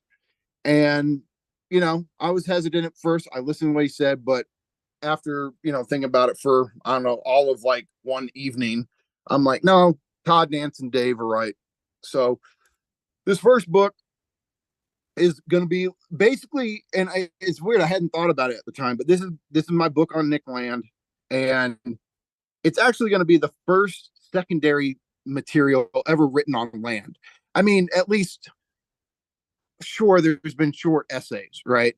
But like, it's the first book length engagement with Land's work. It's weird. You go to Amazon and you think you would find some introduction to Nick Land, some introduction to CCRU. It doesn't exist. So on the one hand, the book is that. On the other, Land, as most of, I'm just presupposing the people here know this, Land is obviously a critic of the left. And so I thought, man, leftists just write him off. They don't engage with him. And that's just not my fucking style. I don't do the cancel culture thing. I don't do the fucking sweep them under the rug. And part of it is to be honest, I think that's bitch shit. Like, I just think it's cowardly to just act like motherfuckers don't exist because you don't like their perspective. And so I think the failure to actually engage with any of these people on the right doesn't mean, like, look, I have my limits. I don't want to have a conversation with a straight up white nationalist. Fuck that shit. I don't want to do that either. But when it comes to these philosophers that Nick Land or Alexander Dugin, or, you know, people will say Heidegger's a rightist philosopher, and rightfully so, right? Nietzsche, I think Daniel Tutt has shown he's a rightist philosopher. He's not a ally to the left. And so my thing is, I wanted to write a book on Land that critiques his critique of the left. And yet, like, am I a card carrying leftist at this point? Not really. Like, because I don't know what that means at this point, but I'm certainly not a rightist. And so, and I do, look, we all know, like, where am I coming from? My background's in Marxism, my background's in psychoanalysis, my background's in what is called the postmodernism tradition, but I don't really like the term, whatever. But that point of French philosophy, Deleuze, Foucault, Baudrillard, blah blah blah, right? And so there's all of these intellectual influences I have, and I see, you know, a bunch of different ways to critique Land, and I think that needs to be done. So I don't know if what I'm doing is a leftist critique, but it's certainly a critique that's critical of his neo-reactionary position. And, you know, I'm with you. Everybody knows I'm a card-carrying time energist, right? Time energy reductionist, if we want to talk like that. And so it's coming at it from that. So the book is called Capital versus Time Energy, a critique of Nick Land's critique of the left. And so that's pretty much that's exactly what I wanted, was what pretty much you just to lay it all out, like how it came about and everything like that. Is that because I saw you message us something about the title and you're like torn between a couple of, well, yeah, I'll just say I don't care, right? Yeah, go ahead. But all I want to say is, like, it'll probably be called that or something like that. We're still kind of in the copy editing and final, whatever. It doesn't matter. Look, the book's coming out soon. It's going to be out before the European tour in May. So you can look for it at an Amazon near you. Get excited. get hyped. It's, hey, that's the thing. 125 pages is a long blog post, but it is a short book. And you're going to get to hold that in your hand. And it is the introduction, the philosophical introduction to land that doesn't exist right now, but it also comes with like an actual critical perspective. It's a sympathetic but critical perspective. Like it's Can we just say thank God I'm that the first stoked. intro to land? Can we just say that thank God the first introduction to Land's work wasn't written by like some neo-reactionary edgelord? Yeah, No, and if but I'll they, say thank you, Mikey. I won't say thank God, but I'll say thanks, Mikey. Whatever. But no, like that's what I always was like, oh God, some dude who's just like one of his Twitter fanboys is going to try to write some intro to Nick Land book, because it does fill a gap. I know that, look, Land's a complicated thinker. We know how rich his philosophical background is with, drawing from Kant and Bataille and Freud and D&G and Nietzsche and all that. And so there's a lot to work through. And I kind of always felt like, well, if one of his neo-reactionary fanboys writes this book, they're not going to have the basis in the history of philosophy to actually do justice to Land as a philosopher, because I'll say it publicly. I respect him as a thinker, as a mind. I think he's incredibly creative. He's inspired me. He's inspired the kinds of aspects of capitalism I think about. And yet I fundamentally disagree with him at the most basic level. He sides with capital. I side with Timenergy. He sides with the post-human techno future. I side with us, human beings trying to live in a world that is crumbling. And so there's a fundamental difference in our valuation. He values capital becoming a singularity. I value human beings getting to live the best types of lives they can as long as we're here on this planet. And so that, if you want to know how I'm critical of him, that's it. Like I would say I'm critical of him from some kind of humanist, and I use that term loosely, but some kind of humanist perspective. And so, yeah, and I do. I've spent a lot of time with the thinkers that influenced him. I've spent my time with Kant, like years studying Kant, years studying D&G. I know Bataille, I know Nietzsche, so I know Schopenhauer. And those are like his main guys in his libidinal materialist tradition. And so, I felt up to the task, and it did. It started off, I was just trying to, so look, the layout of the book, it's got essentially 10 parts, but I'm playing around with the numbering because it's like insider shit for the CCRU, but the first one is 0. The first part is 0, then it's part 1 part. So I'm going from 0 to 9 instead of 1 to 10, because that's the difference between the numogram and the tree of life, right? In Jewish mysticism, in occult Kabbalah, etc. So I'm just playing around with that. But point is, there's 10 parts to it, basically, and there's an introduction, and then the 9 parts all start off with a paragraph from Land's essay called Critique of Transcendental Miserabilism. And you say, well, what is transcendental miserabilism? Well, for Land, he's basically responding to Mark Fisher. And Land's saying, look, the left has such a fundamental depressive default setting that they can't view anything about capitalism. They can't view anything in the world in positive, optimistic terms. It's all just leftist bitching and belly aching and depression. And so basically, like I say, yeah, I quote one of the paragraphs from the essay, and there's only 9 paragraphs in it. It's very short. And so each chapter of the book begins with one of the paragraphs from Land's essay, and then I kind of respond to that paragraph, and then I take the discussion in, it's almost free associational, but I take it in the direction I feel like each one needs to go in. And that's kind of the format of the book. So yeah, I mean, look, I haven't had a chance to say it publicly, but I really do thank you and Dave and Todd for talking some sense into me. I was actually talking to our friend Russ Spriglia earlier today, and Russ was like, "Man," he's like, "I almost reached out to you the other day because, like, he's like 2 weeks ago, I saw that you were going to publish a new blog post on Nick Grand, and that it was 80,000 words, and I'm sitting there going, he's lost his fucking mind. Like, somebody has to stop him from doing this insanity." And he's like, but then he's like, "I've been so busy, I forgot." But he was like, "I really meant to message you and be like, dude, you got to do something else with that. You cannot put that on your fucking blog."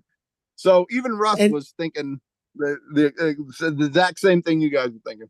And it's cool that you know, early into the Theory Underground days, actually, maybe back when it was New Civilization Publishing, you were like, "I want to publish my first book with you." But you were like thinking your main work, and you were like insistent on it. And I was like, "No, man, you should try to get that published with Routledge, or you should try to get that published." I was naming off these and you're like, you gave all your reasons for why you just simply don't want to deal with the publishers and the editors. I want, you can publish everything I write. I don't I need to diversify the publishers I publish. Shut the fuck. I don't need to diversify shit. Yeah. And people get it twisted as to what Theory Underground is and the relationship between all of us and how it actually works. Right. I am Mikey's agent. Theory Underground is my little island. Nance is like the model student who's taken all the courses. That's what it is. I'm his agent. I'm Mikey's agent and publisher. This is my little research vehicle. And you really are. And we have guests, and we have less. And we have guest lecturers. That's, you know, there are guest lecturers. So I don't want to downplay the fact that there is this emergent culture, and there are these fellow travelers who are collaborators, and it would be nothing without like that engagement. But it is also just like, people are like, "Oh yeah, you and Mikey's thing." And it's like, it's my thing that when Mikey said, "I want to publish all my shit with you," that got me thinking like, damn, dude, that's a big responsibility. That's crazy. And so it got me to take the thing I was doing more seriously. And anyway, sorry, what were you saying about the agent thing? No, it's true in the sense of like, it's something with my libidinal economy, and you know this to be true. Like, I can just sit in a coffee shop my whole life and write shit and never do anything with it. And you're the one who got me to start the fucking Dangerous Maybe blog, and other friends like Bly and Chris, some of my really close friends always were bugging me to do it, but they're not straight up philosophy people like the way we are. They love philosophy. They love having those conversations, but they don't do it the way we do it. And so I would hear them, but it would go in one ear and out the other. And I mean, Christian, he was the one who got me to make the 2 YouTube videos I made like 12 years ago or whatever on the basics of Lacan. And he was like, "Dude, I'll come over. I'll edit the videos for you. You don't have to do anything. You just have to talk."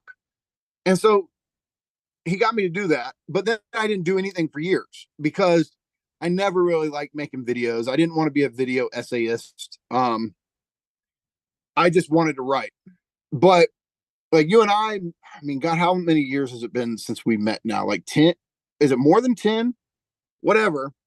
But after years, you finally was like, if you start a fucking blog and just post one fucking thing, I know that this is going to be like Pandora's box, and you're just going to, it's going to, and you were right. And so the thing is, though, at this point, when I sit down to write shit, like I've told you, I've never experienced writer's block. I don't feel like whenever I get to the coffee shop, I've got plenty to write every single day. And it's to the point now that I just don't write blog posts. I write books, and I don't want the blog to die. I would love to figure out, and you kind of already hacked this. You're just like, Mikey, just post snippets of books or whatever and use them, let people know that they're out there. And if they want the whole thing, they can go get the book. I think that solves that problem. So, but I don't know. I want the blog to keep doing something, but I'm in the phase of just writing books. And I know one of them you'd want to publish, but I'm not going to let you because it's a mess. That'll go on the blog. But And this year, I'm hoping that we can do 3 books. You guys And, see what and I'm that dealing doesn't with? even include the main book. See what I'm fucking dealing with, What? guys? Nothing. It's great. You're doing wonderful. It's wonderful. 3's enough for now. Look, So, there are like at least 6 books in the near future and 3 this year. And so stay tuned, everybody, for that stuff. Yeah, I don't know. It wouldn't, Fear Underground would not have happened without our conversations. Like, that's 100% true. You got me to start doing stuff on my channel. You got me to create my channel. You pushed me to start Theory Plebe. I experimented with that long enough to realize I hated influencership and I didn't like Twitch and I didn't like this. I didn't like that. It helped me figure out all the things I didn't want to do. Took me another couple of years to figure out like what's missing and what I felt like I can do that I just don't think anyone else either can do or is doing. But that comes out of like it's not just our conversations. There's other people involved, but like as far as the people who do step into the limelight or whatever, it's like it's foundational. It's foundational shit. And the here's fact the thing. Look, here's our bond. Well, here's the okay, go. Yeah, there you go. Oh no, I'll just say our bond is this. I knew that you had something special to do with philosophy before anybody else did, and you knew the same with me. Like, so when we're just internet peasants and doing nothing, you and I still recognize that we were going to do something. And so I think that's this core bond. And that bond was forged over, and you hadn't worked out Timenergy yet, but over the bond of going, capitalism deprives us of our fucking time. We don't like this time structure, right? We bonded over that very early. And then you went and created this original concept. But that's the other thing, is that you and I, it's not bullshit. It's not us politicking as friends. Like, I believe in Timenergy the way you do. And I, from the core of my being, right? So that's the other aspect of it. So, but politics of time shit. We yeah. just knew early on that we I've always used the motto from Field of Dreams: build it and they will come. And I mean, I kind of see a hyperstitional dimension in that motto, right? And so that's where we're at. And we're seeing you got freed from wage slavery. I want that too, but we got some work to do before that's a reality. But yeah, dude, I was like, if we're just going to constantly put off your main book, then it's just going to be me publishing my little books before my main book and a bunch of these anthologies. And I was just like, that's lame. Yeah, it doesn't like, make sense. I know. It's just lame. So like, now I'm happy, everybody. I might not look like it, but deep down inside, I'm real happy. I couldn't be happy. I couldn't be happier. I'm the happiest I've ever been in my whole life. And so I'm really stoked. And yes, he did really just say internet peasants, Mandy. David, nice to see you. Take care. Watcher, I don't know what you were talking about with Discord out, but I'll be opening the Patreon. I'll be opening the Discord to the Patreon subscribers soon. People who don't have any money or who are just getting acquainted with Theory Underground and they're not sure if they want to be patrons or subscribers, and they're not really sure what to do, but they are interested in getting into the Discord. It will be opened up to patrons eventually, and you can become, for now, a free patron. You can do that. And that way you'll get some kind of access at what we're calling tier 0. And so with that, everybody, we're closing this thing out. Nance gets the last word. Peace out, everybody. The book's coming soon. There's audiobooks coming soon that I'm fucking stoked about. There's the tour is coming soon. We have the fucking Brenner course going on right now, the autistic subject. That's dope. Levinas course coming up after the Euro tour. Tons of dope shit.